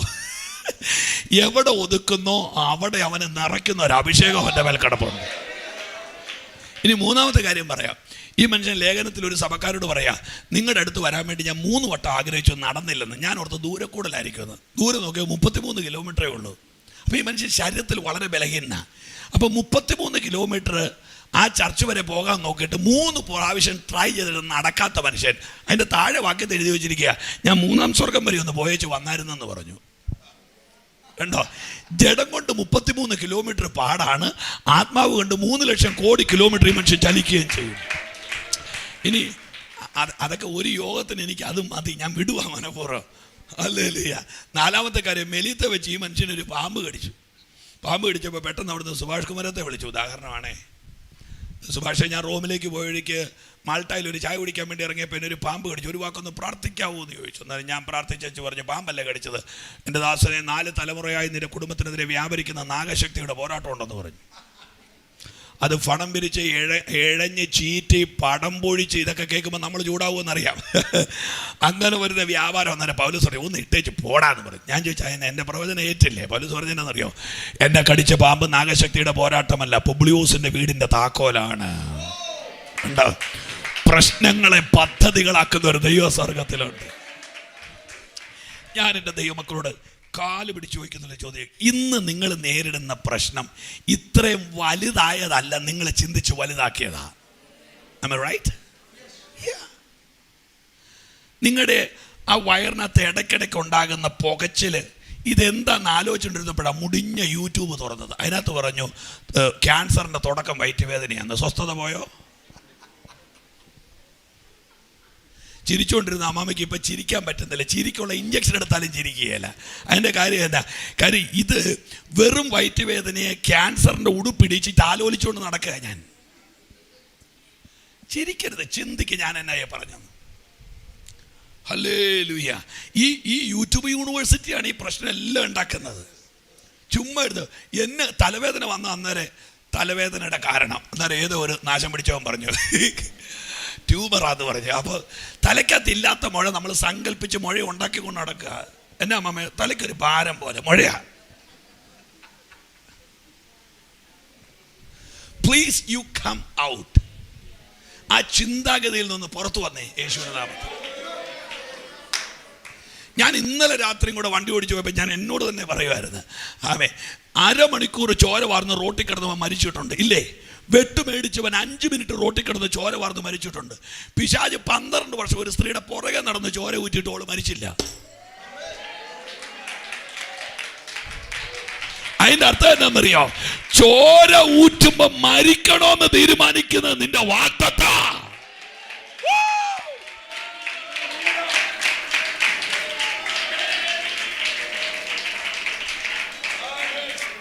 ഹല്ലേലൂയ. ഒരു നല്ല ആമേൻ. നല്ല കമോൺ, കൈ ഉയർത്തി ഒരു നല്ല ആമേൻ. ഇതിന്റെ കാര്യം എന്നാന്നറിയോ? നമ്മുടെ ഐ എം സോറി, വളരെ സീനിയർ ആയിട്ടുള്ളൊരു പാസ്റ്ററിന് മുമ്പിലാണ് ഞാൻ നിൽക്കുന്നത്. എനിക്ക് നല്ല ബോധമുണ്ട്. പക്ഷെ ഒന്നുകൂടെ ഞാൻ കേട്ട് നിങ്ങളോട് പറയുക, ഈ സാഹചര്യങ്ങളെ റീഡ് ചെയ്യാൻ കഴിയാത്തതാണ് നമ്മുടെ ടെൻഷൻ്റെ എല്ലാം കാരണം. ഞാൻ ചുമ്മാ ഒരു തെളിവ് പറയാം, വളരെ സിമ്പിളായിട്ട്. 2 ചെടി അപ്പുറം ഇപ്പുറം നിൽക്കുന്നു. 2 ചെടിയിലും പൂവുണ്ടായി. 2 ചെടിയിലും പൂവുണ്ട്. നല്ല പൂ ഇങ്ങനെ വിടുന്നപ്പോൾ കാണുന്നവരെല്ലാം വന്നു വൗ എന്ന് പറഞ്ഞു. എന്നാ വൗ? അപ്പോൾ ഈ വൗ കേൾക്കുമ്പോഴേ നിങ്ങൾ ഓർത്തോണം, അടുത്ത മാസം ഈ വൗ ഉണ്ടാകുകയില്ല. അതിൻ്റെ കാര്യം എന്നാ? പൂ ഉണ്ടാകുകയില്ല. അത്രയേ ഉള്ള കാര്യം. അപ്പോൾ ഈ പൂ ഉണ്ടാകുമ്പോൾ മാത്രം വൗ വെക്കാൻ വരുന്ന ചില ആളുകളുണ്ട്. ആ വൗ കേൾക്കുമ്പോൾ ഒത്തിരി ഇയാൾ എക്സൈറ്റഡ് ആയാൽ അടുത്ത മാസം അസ്വസ്ഥരാകും. അങ്ങനെ വൗ കഴിഞ്ഞ് അടുത്ത മാസമായപ്പോൾ വൗ വെച്ചതുകൊണ്ട് പൂ നിൽക്കുമോ? ഇല്ല, പൂ താഴെ പോയി. അല്ലേ? വെള്ളം കുടിക്കാൻ വന്നപ്പോഴാണ് ഞാനൊരു ചോദ്യം കൊണ്ട് ചെയ്യുന്നത്. 2 ചെടിയുടെയും പൂ താഴെ പോയി. ഓപ്പൺ ആയിക്കേ 2 ചെടിയുടെയും പൂ താഴെ പോയി. ഒരു ചെടിക്ക് depression, anxiety, spirit of fear, stomach upset, തലയ്ക്ക് മന്നത, തലയുടെ പുറകിൽ അസ്വസ്ഥത, നെഞ്ചിടിപ്പ്, ഉറക്കമില്ലായ്മ. മറ്റേ ചെടി ഭയങ്കര ഹാപ്പി. 2 പേരും നേരിട്ടത് ഒറ്റ പ്രശ്നമാണ്. ഒരു ചെടിക്ക് സ്റ്റൊമക്ക് അപ്സെറ്റായി, അതുകൊണ്ട് വായിക്കൂടെ കുഴലിറക്കി ക്യാമറ ഇട്ട് ഡോക്ടർ ഇങ്ങനെ കറക്കുക. വയറിനകത്ത് തന്നെ ഉണ്ടെന്നറിയാം. ഡോക്ടർ പറഞ്ഞു വയറിനകത്ത് കുടലൊക്കെ ഉണ്ടല്ലോ, ഉണ്ടോ? അപ്പോൾ പ്രശ്നം ഇതിങ്ങനെ പ്രശ്നം ഉണ്ടാക്കി ഇതൊരു 85,000 രൂപ നമ്മുടെ കയ്യിൽ നിന്ന് കളയുന്നു. തൊട്ടപ്പുറത്ത് നിൽക്കുന്ന ചെടി വളരെ ഹാപ്പി ആയിട്ട് നിൽക്കുന്നത്, പക്ഷെ പൂ പോയി. അന്നേരം ആളുകൾ ചെന്നിച്ച് ആ ഹാപ്പി ആയിട്ട് നിൽക്കുന്ന ചെടിയോട് ചോദിച്ചു, അപ്പുറത്തെ ചെടിക്ക് ഡിപ്രഷനാ, നിന്റെ പൂവും പോയല്ലോ, നിനക്കെന്താ ഡിപ്രഷൻ? ആ ചെടി സിമ്പിളായിട്ട് പറഞ്ഞു, ഞാൻ കൊഴിഞ്ഞ പൂവിനെ കുറിച്ച് ആലോചിച്ചുകൊണ്ടിരിക്കുകയില്ല, അടുത്ത പൂ ഉണ്ടാക്കാനുള്ള തിരക്കിലാണ് ഞാൻ. അതിൻ്റെ അർത്ഥം എന്താണെന്നറിയോ? ഒരു ഉപവാസ പ്രാർത്ഥനയും വെക്കണ്ട. നിന്റെ മനസ്സ് തിരിച്ചു വിട്ടാൽ മാറാനുള്ള പ്രശ്നമേ നിനക്കുള്ളൂ.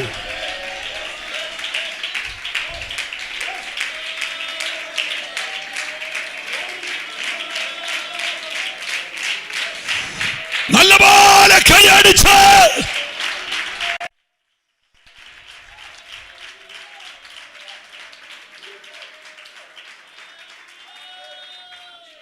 ഇനി ഞാൻ എഫേസ് ലേഖനത്തിലേക്ക് വന്നാലേ എനിക്കത് ഒരു പരുവത്തിലെങ്കിലും ലാൻഡ് ചെയ്യിക്കാൻ പറ്റത്തുള്ളൂ. എഫേസ് ലേഖനം കേസർ നദിയുടെ തീരത്ത് ആകാശത്തെ മുട്ടി നിൽക്കുന്ന ഒരു പുരാതനമായ പട്ടണമാണ്. മാർബിൾ ആനകളും മാർബിൾ തൂണുകളും ദേവദാസിമാരും മന്ത്രവും മന്ത്രോച്ചാരണവും ആഭിചാരവും ഒക്കെ ഇങ്ങനെ കരിങ്കൊടി കുത്തി നിൽക്കുന്ന ഒരു പട്ടണം. അപ്പോസ്തലപ്രവൃത്തി 19 എടുക്കണമെന്നില്ല, എന്നാലും വേണമെങ്കിൽ നോക്കിയോ. ഞാനീ പറഞ്ഞത് നേരാണോന്ന് അറിയാനെങ്കിലും നോക്കിയോ. അപ്പൊല്ലോസ് കൊരിന്തിലിരിക്കുമ്പോൾ പൗലോസ് ഉൾപ്രദേശങ്ങളിൽ സഞ്ചരിച്ച് എഫേസോസിലെത്തിയ ശിഷ്യന്മാരെ കൊണ്ട്, നിങ്ങൾ IPC ആണോ, ചർച്ചകോടാണോ, ഷാരോനാണോ, ന്യൂ ഇന്ത്യ ആണോ, AG ആണോ എന്നല്ല ചോദിച്ചത്. എടാ നിനക്ക് ആത്മാവുണ്ടോ എന്നാണ് ചോദിച്ചത്. അതിൻ്റെ അർത്ഥം എഫേസോസിൽ പിടിച്ചു നിൽക്കാൻ വേണ്ടത് പ്രസ്ഥാനമല്ല, അഭിഷേകമാണ്. ഹല്ലേലൂയ. എത്ര പേര് ആമേൻ പറയുന്നു എന്ന് എനിക്കറിയില്ല. റാന്നിയിൽ പിടിച്ചു നിൽക്കാൻ വേണ്ടത് ചർച്ചിന്റെ വലിയ ബോർഡല്ല വേണ്ടത്. പിടിച്ചു നിൽക്കാൻ വേണ്ടത് ജനത്തിന്റെ മേൽ അഭിഷേകമാണ്. എത്ര പേര് ആമേൻ പറയുന്നുണ്ട്? ഹല്ലേലൂയ. നിലവിളക്ക് കത്തിയാൽ മഹാരാജാവ് നടുവിലൂടെ നടക്കുകയാ. ഹല്ലേലൂയ. അപ്പോ അയ്യോ, അതൊക്കെ എനിക്ക് ഭയങ്കര ഇഷ്ടമാണ്. ആ ഭാഗമൊക്കെ വിടുക മനഃപൂർവ്വം. പൗലോസിന്റെ ആദ്യത്തെ ചോദ്യം, നിങ്ങളുടെ മേലെ അഭിഷേകമുണ്ടോ? അയ്യോ, നമ്മൾ ഒരു 55 ചോദ്യം ചോദിച്ചിട്ട് ലാസ്റ്റ് ചോദിക്കുന്ന ചോദ്യം, അഭിഷേകം ഉണ്ടോ, അന്യഭാഷ ഉണ്ടോ എന്നൊക്കെ. പൗലോസിന്റെ ആദ്യ കാര്യം അറിയാം, ഈ മനുഷ്യൻ 8 മനുഷ്യരെ കുറിച്ച് പൗലോസ് പറയുന്നുണ്ട്.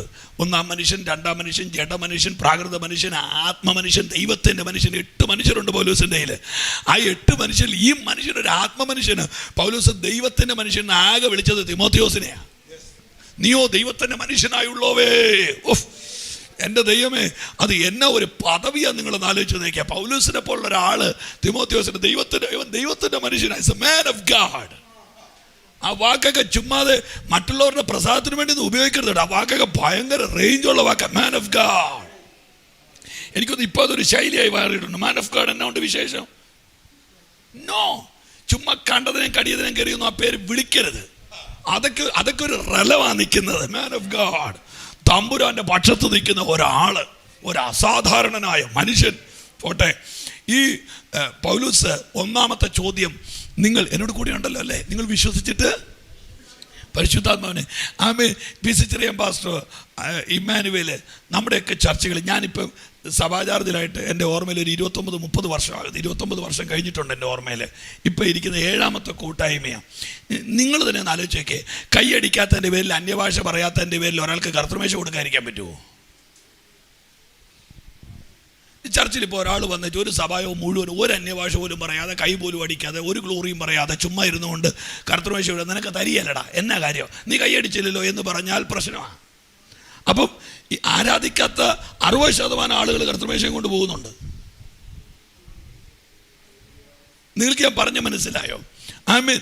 അപ്പൊ ഈ ആത്മനിറവിനെ കുറിച്ച് ബൈബിൾ പറഞ്ഞ, എൻ്റെ ആത്മാവില്ലാത്തവൻ എനിക്കുള്ളവനല്ല. ഇനി എന്തെങ്കിലും പീസ്യങ്ങളും മനസ്സ് തോന്നി എന്നെ അങ്ങനെ യോഗത്തിന് വിളിക്കുകയാണെങ്കിൽ, പുതുനിയമ സഭയിൽ പകരപ്പെടുന്ന ആത്മനിറവിൻ്റെ 5 ലെയറുകളുണ്ട്. ഹല്ലേലൂയ, ആമേൻ.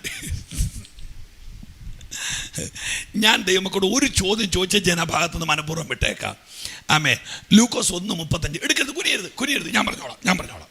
1:35, അത്യുന്നതന്റെ ശക്തി നിഴലിടും, പരിശുദ്ധാത്മാവ് നിന്റെ മേൽ വരും, ആകയാൽ ഉത്ഭവിക്കുന്ന. അപ്പോൾ മറിയയുടെ ഉള്ളിൽ യേശു ജാതനാകുന്നത് പരിശുദ്ധാത്മാവിനാലാണ്, ആണല്ലോ. അപ്പൊ ആ ഇറക്കം മതിയായിരുന്നു എങ്കിൽ പിന്നെ 3:21 എന്തിനാ ഈ ദേഹരൂപത്തിൽ പ്രാവ് പോലെ ഇറങ്ങിയത്? അത് മതിയായിരുന്നെങ്കിൽ പിന്നെ ലൂക്കോസ് 4:1 നിറവാന്ന് പറഞ്ഞ് എന്തിനാ ചാടിയത്? അതും മതിയായിരുന്നെങ്കിൽ ലൂക്കോസ് 4:14 ആത്മാവിൽ അവൻ ബലപ്പെട്ടു എന്ന് എന്തിനാ എഴുതിയത്? ഇതൊക്കെ മതിയായിരുന്നെങ്കിൽ പിന്നെ എഫേസ്യർ 1:20 കല്ലറയ്ക്കകത്തെന്തിനാ പരിശുദ്ധാത്മാവ് ഇറങ്ങിയത്? ഹല്ലേലൂയ. അപ്പൊ നിങ്ങൾക്ക് മനസ്സിലായോ?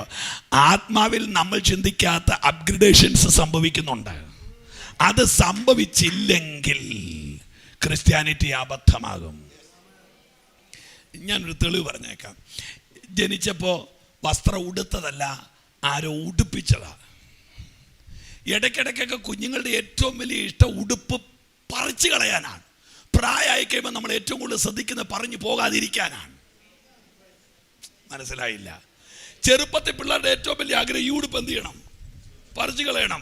പ്രായമാകുമ്പോഴും നമ്മൾ ഏറ്റവും കൂടുതൽ ശ്രദ്ധിച്ചത് ഇത് പറഞ്ഞു പോകാതിരിക്കാനാ. അതിൻ്റെ അർത്ഥം എന്നറിയോ? നമ്മുടെ മൈൻഡ് അപ്ഗ്രേഡ് ചെയ്യപ്പെട്ടതാണ്. ഇതുപോലെ ആത്മനിറവിന്റെ അപ്ഗ്രഡേഷൻ സംഭവിക്കുന്നില്ലെങ്കിൽ ഉൽപ്രാപണം ഒരു സ്വപ്നമായി മാറും. വേണേ ചിന്തിച്ചിട്ട് എടുത്തോ, ഇല്ലേ വിട്ടേര്. ഞാൻ ഈ ഭാഗത്തേക്ക് വന്ന് എൻ്റെ അകത്ത് കിടക്കുന്ന ദൂതൻ എനിക്ക് വെപ്രാളം വരുന്നു. എഫേസ്യ ലേഖനത്തിൽ എനിക്ക് തോന്നുന്നു പൗലോസ് വളരെ ആഴമായിട്ടൊരു തലമുറയോട് സംസാരിക്കുക, വളരെ ആഴമായിട്ട്. ഞാൻ 1:10 എടുക്കട്ടെ. അങ്ങനെ അത് സ്വർഗത്തിലും ഭൂമിയിലുള്ള, എല്ലാവരോടും ഒന്ന് ചേർന്ന് വായിക്കാവോ പ്ലീസ്. സ്വർഗത്തിലും ഭൂമിയിലുമുള്ളതെല്ലാം പിന്നെയും ക്രിസ്തുവിൽ ഒന്നായി ചേർക്കാം എന്നിങ്ങനെ കാലസമ്പൂർണതയിലെ വ്യവസ്ഥയ്ക്കായിട്ട്. ഞാനത് വിശദീകരിച്ച് പഠിപ്പിക്കാനൊന്നുമില്ല, നിങ്ങൾക്കത് നല്ലതായിട്ട് അറിയാം. നിങ്ങളുടെ ദൈവാസനൊക്കെ പല ആവർത്തി പ്രസംഗിച്ചിട്ടുണ്ടാകും. പക്ഷേ ഐ എം സോറി, എന്നോട് ഇന്ന് തന്നു കിട്ട ദൂത് ഇതായതുകൊണ്ടാണ്. ഞാൻ ആ വാക്ക് ഇങ്ങനെ ഒന്ന് വിഭജിക്കട്ടെ, ഇങ്ങനെ ഒന്ന് പുറകിൽ നിന്ന് കയറി വരട്ടെ. കാലസമ്പൂർണതയിൽ ഒരു വ്യവസ്ഥയുണ്ട്. കാലസമ്പൂർണതയിൽ നിങ്ങൾ മടുത്തോ പ്ലീസ്. ഇനി എല്ലാം കൂടെ കൂട്ടി ഒരു 20 മിനിറ്റ് ഇരുന്നാൽ മതി, അന്നേരം കഴിയും കാര്യങ്ങൾ. ഹല്ലേലൂയ. കാലസമ്പൂർണതയിൽ ഒരു വ്യവസ്ഥയുണ്ട്. ആ വ്യവസ്ഥ ഒന്നായി ചേരണമെന്നുള്ളതാണ്. ഒന്നുകൂടെ ആവർത്തിക്കട്ടെ. കാലസമ്പൂർണതയിൽ എനിക്ക് ഈ യോഗം വളരെ സിമ്പിളായിട്ട് മുമ്പോട്ട് കൊണ്ടുപോകാൻ കഴിയും. ലാസറിൻ്റെ മരണമൊക്കെ എടുത്ത് നീ നാറുന്നു എന്ന് ലോകം പറഞ്ഞാലും ദൈവം നിന്നെ പന്തിക്കിരുത്തും എന്നൊക്കെ പറഞ്ഞാണ്ടല്ലോ, ഇവിടെ നിങ്ങൾ വിടുന്നതിന് മുമ്പ് കയ്യടി അന്യഭാഷ ഇങ്ങോട്ട് വരും. വളരെ സിമ്പിളാണ്, വളരെ കഷ്ടപ്പാടില്ലാതെ അത് ചെയ്തേച്ച് എനിക്ക് വീട്ടിൽ പോകാറുണ്ട്. ഞാൻ ആ മണ്ടനെന്നാണ് എനിക്ക് തോന്നുന്നത് ഇപ്പം. ഹല്ലേലൂയ. കാലസമ്പൂർണതയിലൊരു വ്യവസ്ഥയുണ്ടെന്നും ആ വ്യവസ്ഥ ഒന്നായി ചേരണമെന്നുമാണ്. ഇനി അവിടെ പിന്നെയും എന്നൊരു വാക്ക് കിടക്കുന്നു. പിന്നെയും ഒന്ന് പറഞ്ഞേ പിന്നെയും. അപ്പൊ പിന്നെയും എന്ന വാക്ക് കിടക്കുന്നത് കൊണ്ട് ഇത് രണ്ടും ഒന്നായിരുന്നെന്നും എവിടെയോ വെച്ച് ഇത് പൊട്ടിപ്പോയെന്നും അത് പിന്നെയും ഒന്നായി ചേരണമെന്നുമാണ് കാലസമ്പൂർണതയിലെ വ്യവസ്ഥ. ഇനി അടുത്തത് അതിനകത്ത് ഏറ്റവും പ്രാമുഖ്യമുള്ള ഭാഗം പറയാം. ഇങ്ങനെ ഒന്നായിരുന്നത് എവിടെയോ വെച്ച് ക്രാക്ക് വീണ് ഇത് പൊട്ടിപ്പോയത് ഒന്നായി ചേരണമെന്നുള്ളതാണ് കാലസമ്പൂർണതയുടെ വ്യവസ്ഥ. എങ്കിൽ അങ്ങനെ ഒന്നായി ചേർക്കാൻ ഒരാൾക്ക് കഴിയൂ. അത് ഹല്ലേലൂയ എന്ന് പറഞ്ഞാൽ സാത്താന്യ ലോകം ഉടച്ചു മാറ്റിയത്, സാത്താന്യ ലോകം പകുത്തു മാറ്റിയതിനെ തിരിച്ചൊട്ടിക്കാൻ ഒരാൾക്ക് കഴിയൂ. അത് നമ്മുടെ കർത്താവിനാ. ഇനി ഈ രണ്ട് ഏരിയകൾ രണ്ട് സ്ഥലങ്ങളാണ്. ഒന്ന് സ്വർഗം പറഞ്ഞോ, രണ്ട് ഭൂമി. ഒന്നുകൂടെ പറഞ്ഞേ, ഒന്ന് സ്വർഗം, രണ്ട് ഭൂമി. ഞാൻ തണുപ്പുള്ളൊരു രാജ്യത്ത് ചെന്നപ്പോൾ, തണുപ്പുള്ള സമയത്ത് ആ രാജ്യത്തിൻ്റെ പ്രത്യേകത, അവിടുത്തെ എല്ലാ ഷോപ്പുകളിലെയും ഡ്രസ്സ് തണുപ്പിന് അനുകൂലമുള്ള ചൂട് തരുന്ന ഡ്രസ്സാണ്. അപ്പം എന്നെയും കൊണ്ട് എൻ്റെ ചർച്ചിലെ ഒരു വീട്ടുകാർ അവിടെ ചെന്ന് വെച്ച് എനിക്കൊരു 2 ബനിയൻ വാങ്ങിച്ചു വന്നു. ഞാൻ നല്ല പൈസയും കൊടുത്ത്, എനിക്ക് അവരെ സ്നേഹിക്കാതിരിക്കാൻ പറ്റുമല്ലോ. കാര്യം അന്നേരം കടയിൽ അതേ ഉള്ളൂ. കാര്യം അവിടുത്തെ സീസൺ തണുപ്പാ. എൻ്റെ ദൈവത്തിന് എത്ര നാളായെന്നറിയോ അത് അലമാരിക്കാതിരിക്കാൻ തുടങ്ങിയിട്ട്. ഇവിടെ തൊടാൻ പറ്റിയല്ലോ, വെന്ത് ചാകും. അപ്പൊ രണ്ട് ക്ലൈമറ്റിൽ ജീവിക്കുന്നതിൻ്റെ അപാകതയാണ് ഞാൻ ഈ പറഞ്ഞു വരുന്നത്. ആരോട് പറയാനായി? ഹല്ലേലൂയ. രണ്ട് ക്ലൈമറ്റിൽ ജീവിക്കേണ്ടി വരുന്ന ഗതികേടാണ് ഞാൻ ഈ പറയുന്നത്. നമ്മൾ മുടക്കുന്നതൊക്കെ വെറുതെയാകും, നമ്മൾ കളക്ട് ചെയ്തതെല്ലാം വെറുതെയാകും, ആകെ നമ്മൾ ഡിസ്റ്റർബ്ഡ് ആകും. ഏതാ ഇവിടെ രണ്ട് കാലാവസ്ഥ? അയർലൻഡും ഇന്ത്യയുമല്ല, UK ഇന്ത്യയുമല്ല, ന്യൂയോർക്ക് ഇന്ത്യയല്ല, സ്വർഗവും ഭൂമിയും എന്ന് പറഞ്ഞാൽ ഒരു തരത്തിലും കമ്പാരിസൺ ഇല്ലാത്ത രണ്ടേറിയ. അപ്പോ ഈ പൗലൂസ് എഴുതി വെച്ച റെവലേഷൻ ക്ലാവ് പിടിക്കാത്തതാണെങ്കിൽ, എന്നോട് കൂടെ ഉണ്ടെന്നാ തോന്നുന്നത്, ക്ലാവ് പിടിക്കാത്തതാണെങ്കിൽ ഈ രണ്ട് സ്ഥലം ഞാനൊന്ന് എടുത്തു തരാം. ഈ രണ്ട് സ്ഥലത്തിൽ സ്വർഗവും ഭൂമിയും ഏതോ കാലഘട്ടത്തിൽ ഒരു ക്ലൈമറ്റ് ആയിരുന്നു. ഇവർ രണ്ടുപേരും ഒരു നിയമത്തിൻ്റെയോ ഒരു ഭരണത്തിൻ്റെയോ ഒരു ക്ലൈമറ്റിൻ്റെയോ കീഴിലായിരുന്നു നേരത്തെ. എപ്പോഴോ അത് നിങ്ങളുടെ ബുദ്ധിക്കനുസരിച്ച് നിങ്ങൾ എങ്ങോട്ടെങ്കിലും വലിച്ചുകൊണ്ട് പോകും, എന്നെ വെറുതെ വിട്ടേരെ. ഇത് രണ്ട് നേരത്തെ ഒന്നാർ. പക്ഷെ ഇടയ്ക്ക് വെച്ച് എവിടെയോ ഡു സംതിങ്, എവിടെയോ ഇത് പൊട്ടിച്ചതറിപ്പോയി. ഹല്ലേലൂയ. ഇത് ഭാര്യ ഭർത്താവ് ഒരുമിച്ച് ജീവിച്ചുകൊണ്ടിരുന്നു. ഇടയ്ക്ക് വെച്ച് എവിടെയോ ഡിവോഴ്സ് ആയി കഴിഞ്ഞപ്പോൾ ഇപ്പോൾ പുതിയ റേഷൻ കാർഡിന് വേണ്ടി അവിടെ അക്ഷയായി പോയി നിൽക്കുന്ന കണ്ടിട്ടില്ലേ എന്ന് പറഞ്ഞ പോലെ, എൻ്റെ യൂണിറ്ററി അവരുടെ വീട്ടിലോട്ട് ഇനി പോകാൻ പാടില്ല, അതുകൊണ്ട് എനിക്ക് സെപ്പറേറ്റ് കാർഡ്. അതുപോലെ ഇത് രണ്ടും എവിടെയോ വെച്ച് പൊട്ടിച്ച് ഒടച്ച് മാറ്റി. അപ്പൊ ഈ രണ്ട് ക്ലൈമറ്റ് നേരത്തെ ഒന്നായിരുന്നു എന്ന് എങ്ങനെ തെളിയിക്കണം? അതൊക്കെയാണല്ലോ ഈ പ്രസംഗത്തിനകത്തെ പ്രസവവേദന എന്ന് പറയുന്നത്. അല്ലേ, ഇത് നേരത്തെ വളരെ സിമ്പിളായിട്ട് ഈ ഏദൻ തോട്ടത്തിൽ ദൈവം തമ്പുരാൻ ഒന്നാമത്തെ മനുഷ്യനെ, എന്നോട് കൂടെ ഉണ്ടല്ലോ അല്ലേ, ഹല്ലേലൂയ, ഒന്നാമത്തെ മനുഷ്യനെ സൃഷ്ടിച്ച കർത്താവേ, ഇതൊന്ന് പറഞ്ഞു തീർക്കാൻ കറക്റ്റായിട്ട് ഇവരുടെ മേലെ എത്തിക്കാനുള്ള കൃപ തരണേ അപ്പ. ഹല്ലേലൂയ. ഇവര് തമ്പുരാൻ ഏദൻ തോട്ടത്തിൽ വരുന്നു, ആദവും ഹവ്വയും ഏദൻ തോട്ടത്തിലുണ്ട്. ബാക്കി ചരിത്രങ്ങളൊക്കെ നിങ്ങൾക്കറിയാം. ഇവർ പാപം ചെയ്തെന്നും തേജസ്സിൻ്റെ ഉടയാട അഴിഞ്ഞു വീണെന്നും. റൈറ്റ്. ഇനി തേജസ് പോയപ്പോൾ എന്നെ ശ്രദ്ധിച്ച് തേജസ് പോയപ്പോൾ ഹവ്വ അമ്മച്ചി ആദ്യം ചെയ്തത് ഇല കൊണ്ട് ഉടുപ്പുണ്ടാക്കിയെന്ന ആണല്ലോ. അമ്മമ്മയ്ക്ക് ഭ്രാന്താണോ? നിങ്ങൾ തന്നെ പറ. ഇല കൊണ്ട് ഉടുപ്പുണ്ടാക്കാൻ ഭ്രാന്താണ്. നിങ്ങൾ എന്നെ ഇല കൊണ്ട് ഉടുപ്പുണ്ടാക്കാത്തെ? ദേവദാസനെ വാടിപ്പോന്നുള്ള ബോധമുള്ളതുകൊണ്ടാ. അപ്പൊ ഹവ്വയ്ക്ക് ബോധമില്ലായിരുന്നോ? പറയാം, ഹവ്വ ഈ ഉടുപ്പുണ്ടാക്കുന്ന അന്ന് വരെ ഇല വാടുന്നത് ഹവ്വ കണ്ടിട്ടില്ല. വാട്ടം തുടങ്ങിയത് തേജസ് വീണതിന് ശേഷമാണ്. അത് ഇവളുടെ മനസ്സിനകത്ത് രജിസ്റ്റർ ആയിട്ടില്ല. പുസ്തകത്തെ അങ്ങനെ തെളിവുണ്ടോ? ഉണ്ടല്ലോ. 1-ാം സങ്കീർത്തനം, ഇലവാടാത്ത വൃക്ഷം പോലെ. ആത്മനദിയിൽ നിൽക്കുന്നവരെ കുറിച്ച് പറയുന്നത് അവർ ഇലവാടാത്ത. അപ്പൊ ഈ വാട്ടം സ്വർഗം അലൗ ചെയ്ത സാധനമല്ല. ഈ യോഗം കഴിഞ്ഞ് ഈ സ്റ്റെപ്പ് ഇറങ്ങുന്നതിന് മുമ്പ് ചില കുടുംബങ്ങളിൽ വെളിപ്പെട്ട് നിൽക്കുന്ന വാട്ടത്തെ പരിശുദ്ധമായി ട്രീറ്റ് ചെയ്യാൻ പറയാ. അന്യഭാഷ പറഞ്ഞ് അടങ്കത്തനം, വേദകർമ്മനം, ചാതകർത്തനം, ലവമനം നിന്റെ തലമുറയുടെ മേൽ, നിന്റെ കുടുംബത്തിന്റെ മേൽ, നിന്റെ ആരോഗ്യത്തിന്റെ മേൽ വെളിപ്പെട്ട് നിൽക്കുന്ന ആ വാട്ടം.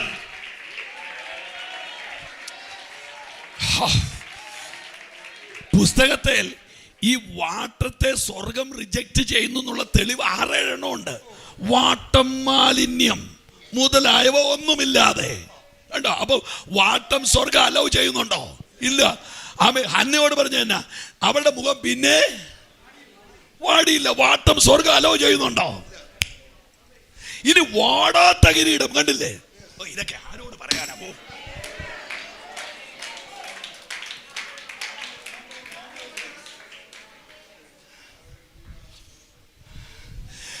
കറിക്ക് രുചി ഉണ്ടാകുന്നത് അടുക്കളയിരിക്കുന്നത് എല്ലാം കൂടെ വാരി ചട്ടിക്കകത്ത് ഇടുമ്പോഴല്ല. അമ്മയ്ക്ക് ബോധമുണ്ട് ഏത് വാരി ഇടണമെന്ന്.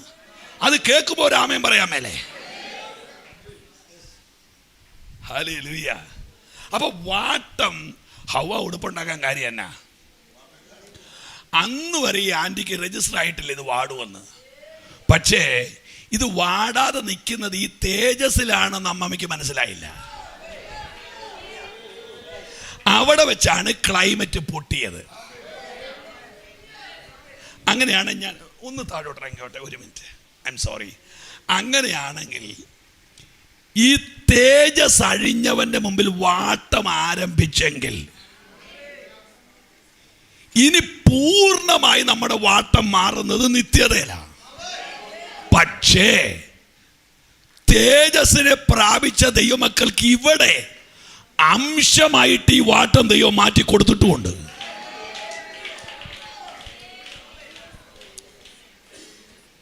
ഒന്നുകൂടെ പറയട്ടെ, തേജസ് അഴിഞ്ഞാൽ വാട്ടം തുടങ്ങുമെങ്കിൽ തേജസ് പ്രാപിച്ചാൽ ഈ വാട്ടം മാറുകയല്ലേ? ഞാൻ പലയിടത്തും കേട്ടിട്ടുണ്ട്, ഇമ്മാനുവേൽ പാസ്റ്ററെ, സമയം വളരെ അതിക്രമിച്ചതുകൊണ്ട് കർത്തൃമേശ വേഗം നടത്താൻ ആഗ്രഹിക്കുക.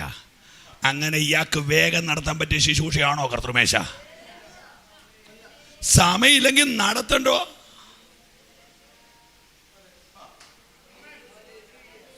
മനസ്സിലായില്ല. സമയമില്ലെങ്കിൽ നടത്തണ്ട, പോയി പണി നോക്ക്. അപ്പൊ എനിക്ക് വേഗം നടത്താൻ പറ്റിയ ശുശ്രൂഷയാണോ കർത്തൃമേശ? പറ. അല്ല. ആ കർത്തൃമേശക്കകത്ത് നമ്മൾ ഹൈലൈറ്റ് ചെയ്യുന്ന ഒരു വാക്യമുണ്ട്, അയോഗ്യമായി അപ്പം തിന്നുകയോ പറഞ്ഞേ കർത്താവിന്റെ പരമക്കളെ പറ, കർത്താവിന്റെ പാനപാത്രം കുടിക്കുകയോ ചെയ്താൽ, ഈ കർത്താവിന്റെ ശരീരം വെച്ച് നിങ്ങളെ കുറ്റക്കാരാക്കും. എന്നിട്ട് അതിന്റെ ശിക്ഷ നിങ്ങൾ ബലഹീനരാകും. ഇവര് മിണ്ടുന്നില്ല പാസ്റ്റർ. ബലഹീനരാകും, രോഗികളാകും, നിദ്ര എന്ന് പറഞ്ഞാൽ ചാകും. ഞാൻ അത് ഹൈലൈറ്റ് ചെയ്യുമല്ല. അപ്പൊ അയോഗ്യരായി അപ്പം തിന്നാലാ ഈ പ്രശ്നം. ഇനി നേരെ തിരിഞ്ഞ് യോഗ്യരായിട്ട് നിന്നാ മരണം മാറണ്ടേ? അതിന്റെ അർത്ഥം എന്താണെന്നറിയോ? രോഗശാന്തി ശുശ്രൂഷയിലല്ല, കർത്തൃമേശയിൽ സഭയ്ക്കകത്ത് മിറക്കിൾ നടക്കണം.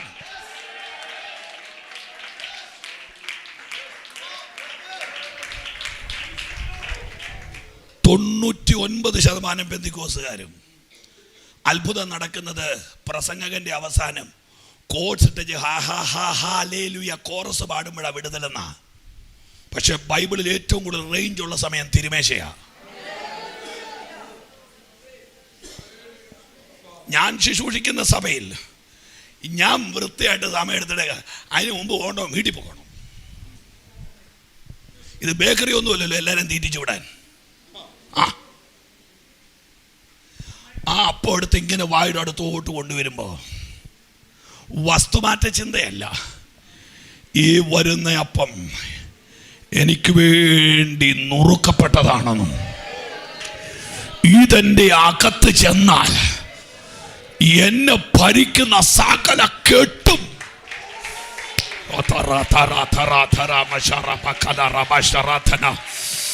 എന്റെ ദൈവമക്കളൊന്ന് യേശുവേ എന്ന് വിളിച്ചൊന്ന് ആരാധിച്ചേ. ഹല്ലേലൂയ.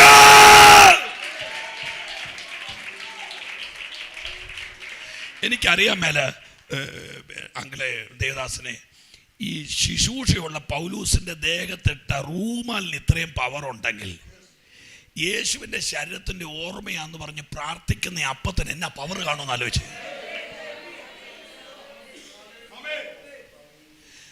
നമ്മൾ നുറുക്കുന്ന അപ്പം മാംസമായി മാറുമെന്ന് ഞാൻ പ്രസംഗിച്ചിട്ടില്ല. ഉണ്ടോ? ചുമ്മാ ഇല്ലാത്ത പറയരുത്. ഞാൻ പ്രസംഗിച്ചിട്ടില്ല. എൻ്റെ വിഷയം വേറെയാ.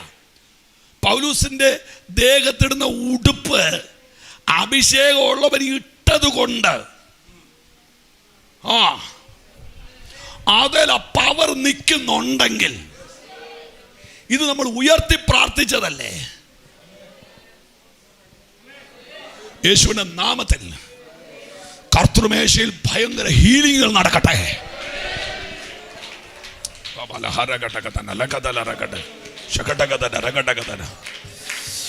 വിട്ടേര് നമുക്ക് ദൂതിന്റെ ഗൗരവത്തിലേക്ക് വരാം. ഹല്ലേലൂയ.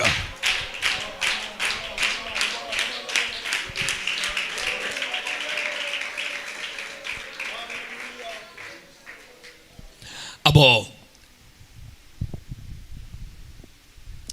ഹൗവ പാപം ചെയ്യുന്ന അന്ന് വരെ ഇല എന്ത് ചെയ്തിട്ടില്ല. അപ്പോൾ ഈ ഏതല്ലേ അന്നത്തെ ക്ലൈമറ്റ് എന്നാന്ന് ആലോചിച്ച് നോക്കി. സ്വർഗത്തിലും ഭൂമിയിലും ഒരു ക്ലൈമറ്റ് മാനേജ് ചെയ്തെടുത്ത് തേജസ് അഴിഞ്ഞു വീണു. ക്ലൈമറ്റ് രണ്ടായി. മുള്ളിന് വളരാൻ അനുവാദം ഇല്ലാത്തടത്ത് മുള്ളു വളരാൻ തുടങ്ങി. വിയർക്കാത്തടത്ത് വിയർക്കാൻ തുടങ്ങി. വേദനയില്ലാത്തവൾ വേദന എടുക്കാൻ തുടങ്ങി. നിങ്ങൾക്ക് മനസ്സിലായി കാണുമായിരിക്കും അല്ലേ? അന്ന് മുതൽ ഈ ഭൂമിയിലും സ്വർഗത്തിലും ഓപ്പറേറ്റ് ചെയ്യുന്ന ഡുവൽ ക്ലൈമറ്റാണ്. പറഞ്ഞേ, ഡുവൽ ക്ലൈമറ്റാണ്. രണ്ട് ക്ലൈമറ്റാണ്. ഇതിനകത്ത് ഈ യോഗം ഒരു 10 മിനിറ്റ് കഴിയുമ്പം തീരും. ഏത് ക്ലൈമറ്റ് ജീവിക്കണമെന്ന് നിങ്ങൾക്ക് തീരുമാനിക്കാം. ഞാനൊരു 3 കാര്യം ഓടിച്ച് പറയാം, പെട്ടെന്ന് പറഞ്ഞേക്കാം. ഒന്നാമത്തെ കാര്യം 91 സങ്കീർത്തനം എടുക്കണമെന്നില്ല, നിങ്ങൾക്കറിയാം. സങ്കീർത്തനത്തിൽ വാക്യം, നിന്റെ വശത്ത് വലതുവശത്ത്. അപ്പൊ 11,000 ഡെഡ് ബോഡി ആയോ? 11,000 11,000 ഡെഡ് ബോഡി ആയോ? നിന്റെ വശത്ത് 1000. എന്നിട്ട് പറയുക, എങ്കിലും അത് നിന്നോട് അടുത്ത് വരികയല്ലേ. ഏത് ഡെഡ് ബോഡിയോ? ഹലോ, എങ്കിലും അത് നിന്നോട് ഏത് ഡെഡ് ബോഡിയോ? അല്ല, നമുക്ക് നമ്മുടെ ഭാഷയെ പറയാം ദേവാസനെ, അവരെ ഇല്ലാതാക്കിയ ആ സ്പിരിറ്റ് നിങ്ങളുടെ നടുക്ക് കയറുകയല്ല. അപ്പൊ അതിന്റെ അർത്ഥം എന്നാ? ഇടത്തും വലത്തും നിൽക്കുന്നവന്റെ വീട്ടിൽ കേറിയ ആ മരണത്തിന്റെ ആത്മാവിന് നിന്റെ ടെറിട്ടറിയിൽ കേറാൻ. അതിന്റെ അർത്ഥം എന്നാ? നീ ജീവിക്കുന്നത് മേഘത്തിന്റെ താഴെയാ. ഇച്ചൂടെ കയറ്റി പറയാം, അത് വേറെ ക്ലൈമറ്റാ.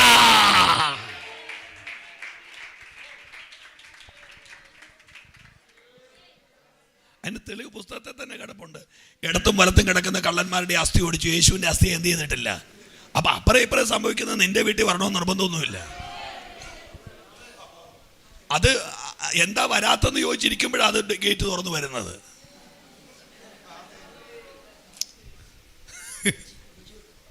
40 വയസ്സായി, ശരിയൊരു ക്ഷീണവും വെള്ളം കൂടിയൊക്കെ. അന്നേരം ഡോക്ടർ അടുത്ത് ചെന്നപ്പോൾ ഡോക്ടർ ചോദിച്ചു, അമ്മയ്ക്ക് ഷുഗർ ഉണ്ടോ? ഉണ്ട്. അപ്പന് ഉണ്ട്. നിങ്ങൾക്ക് എത്ര വയസ്സായി? 40. എന്നാൽ പിന്നെ വരാറായി. പിശാച് യേശുവിന്റെ നാമത്തിൽ വിട്ടുപോകും. കൃത്യം 40 വരുമെന്ന് അയാൾ പറയുന്നു, നമ്മളത് എടുക്കുന്നു.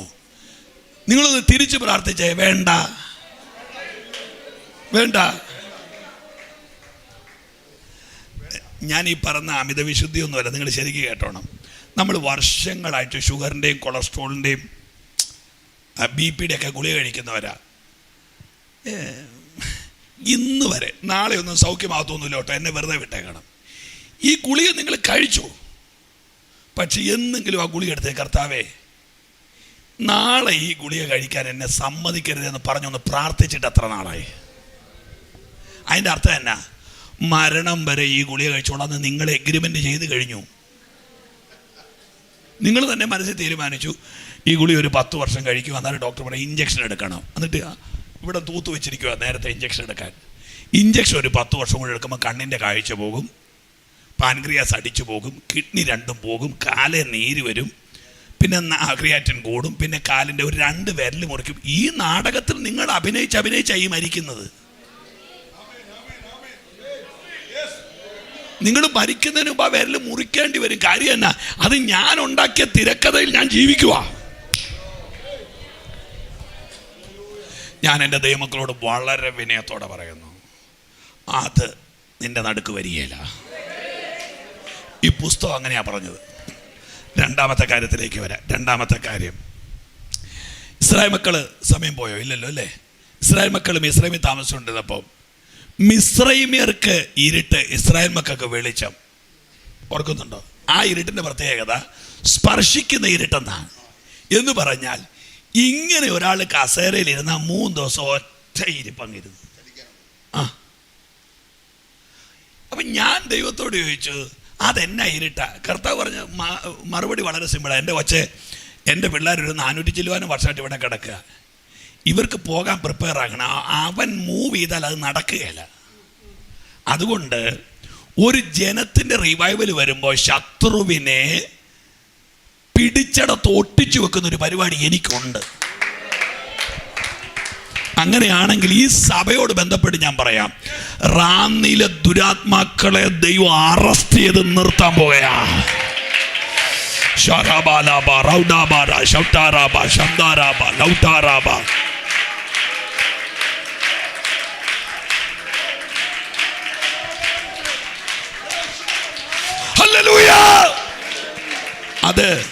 അത് നിങ്ങൾക്ക് സമ്മതിക്കാവോ? 2 ക്ലൈമറ്റ്, അവർക്ക് ഇരുട്ട്, ഇവർക്ക് വെളിച്ചം.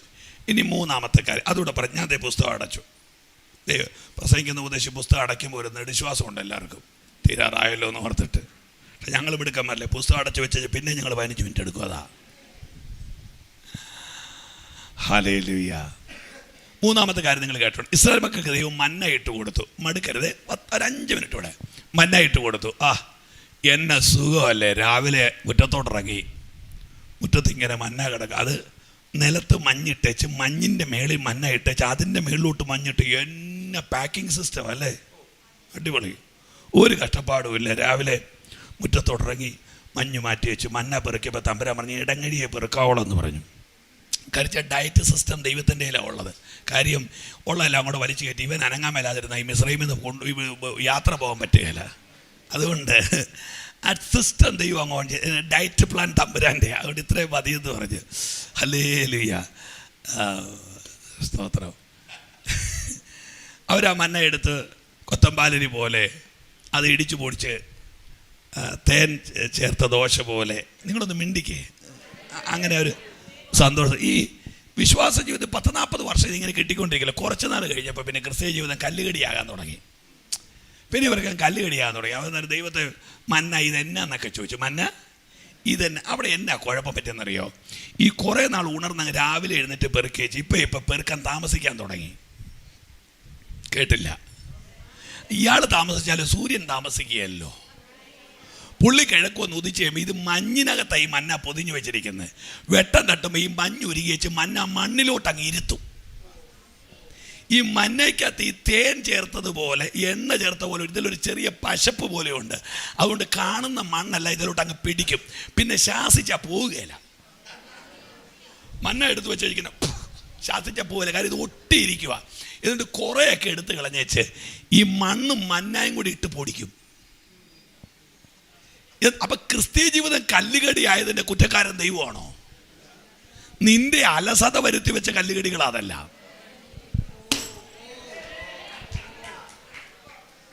ദൈവത്തിന് അന്ന് ഇന്നും ഒരു നിങ്ങൾക്കിത് അംഗീകരിക്കാൻ പറ്റുന്നുണ്ടോ? മനസ്സിലാവുന്നത്? ദൈവം അന്ന് ഇന്നും വിശ്വസ്തനാ. നമ്മൾ ഈ കുറേ നാളായി കഴിഞ്ഞപ്പോൾ പിന്നെ നമുക്ക് ഇതൊക്കെ ഇത്രയേ ഉള്ളെന്ന് മനസ്സിലാക്കിയപ്പോൾ പിന്നെ 10 മണിക്ക് തുടങ്ങുന്ന സഭായോഗത്തിന് 11:15 കയറി വരുന്നവരെ പാസ്റ്റർ മറ്റേ സങ്കീർത്തനമായി കർത്താവേ നീ തലമുറയായി 2 തല പറയുന്നതിൻ്റെ ഇടയ്ക്ക് ഒരു തലയും കൂടി ഇങ്ങനെ വരുന്ന കാണാം. നമ്മൾ ലേറ്റായി, നമ്മൾ അലസരായി. ക്രിസ്തീയ ജീവിതത്തിൽ നമ്മൾ അനുഭവിക്കുന്ന കല്ലുകടിയൊന്നും പിശാചിൻ്റെ പോരാട്ടമല്ല. അത് നമ്മുടെ അലസതകളിൽ വന്നു കയറിയതാ പലതും. കാര്യം പണ്ടത്തെ ദൈവം ഇന്നത്തെ ദൈവം തമ്മിൽ ഒരു വ്യത്യാസവും ഇല്ല. പക്ഷേ പണ്ടത്തെ നമ്മുടെ ആരാധന ഇന്നത്തെ ആരാധന തമ്മിൽ വ്യത്യാസമുണ്ട്. നമ്മൾ മാറി, ദൈവം മാറിയിട്ടില്ല. നിങ്ങൾക്ക് എന്നോട് വിരോധം തോന്നുന്നു തോന്നില്ലേ? ഈ മന്ന പെറുക്കി അന്നേരം തമ്പുരാൻ എടുത്തു പറഞ്ഞായിരുന്നു, ഈ മന്ന പെറുക്കുമ്പോൾ ഇടങ്ങഴി എന്ത് ചെയ്യാവൂ പറഞ്ഞേ പെറുക്കാവുള്ളൂ. അതിൽ കൂടുതൽ പെറുക്കിയാലോ? അപ്പൊ കൃമിയ ദൈവം പറഞ്ഞു വെച്ചിരിക്കുക ടൈം കഴിഞ്ഞാൽ കയറിക്കോളാൻ. പക്ഷെ എൻ്റെ വെപ്രാൾ അതല്ല ഇമ്മാനുവേലെ ദേവദാസനെ. ഈ തിങ്കളാഴ്ച പെറുക്കുന്ന മന്ന 24 മണിക്കൂർ കഴിയുമ്പോൾ പുഴു കയറും. പക്ഷെ വെള്ളിയാഴ്ച പെറുക്കുന്ന മന്ന ശനിയാഴ്ച കൂടി ഇരിക്കും. അത് ശബത്താ.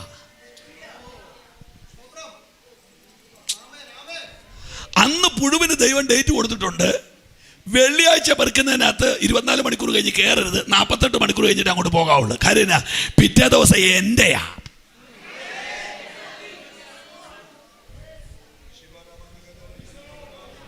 ഇതുകൊണ്ടാണ് ഞാൻ തുടക്കത്തിൽ പ്രാർത്ഥിച്ചത്. ഞാൻ പറയുന്നത് ഇവരിലേക്കൊന്ന് എത്താൻ കൃപ തരണേ കർത്താവേ എന്ന് പ്രാർത്ഥിച്ചത്. എന്നെ ഞെട്ടിച്ചത് ഇതൊന്നുമല്ല പാസ്റ്ററെ. ഇതേ മന്ന 1000 വർഷം പെട്ടകത്തി ഇരുന്നിട്ടും കൃമി കയറിയിട്ടില്ല.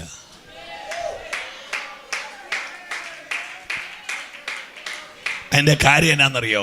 ഇരിക്കുന്നത് വേറെ ക്ലൈമറ്റിലാണ്.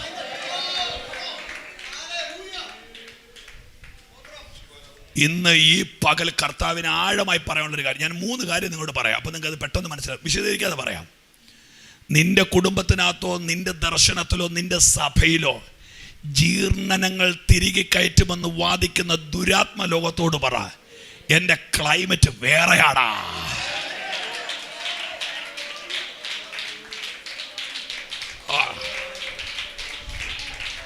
ഞാൻ 3 കാര്യങ്ങൾ പറയട്ടെ, എന്നിട്ട് നമുക്ക് പ്രാർത്ഥിക്കാം.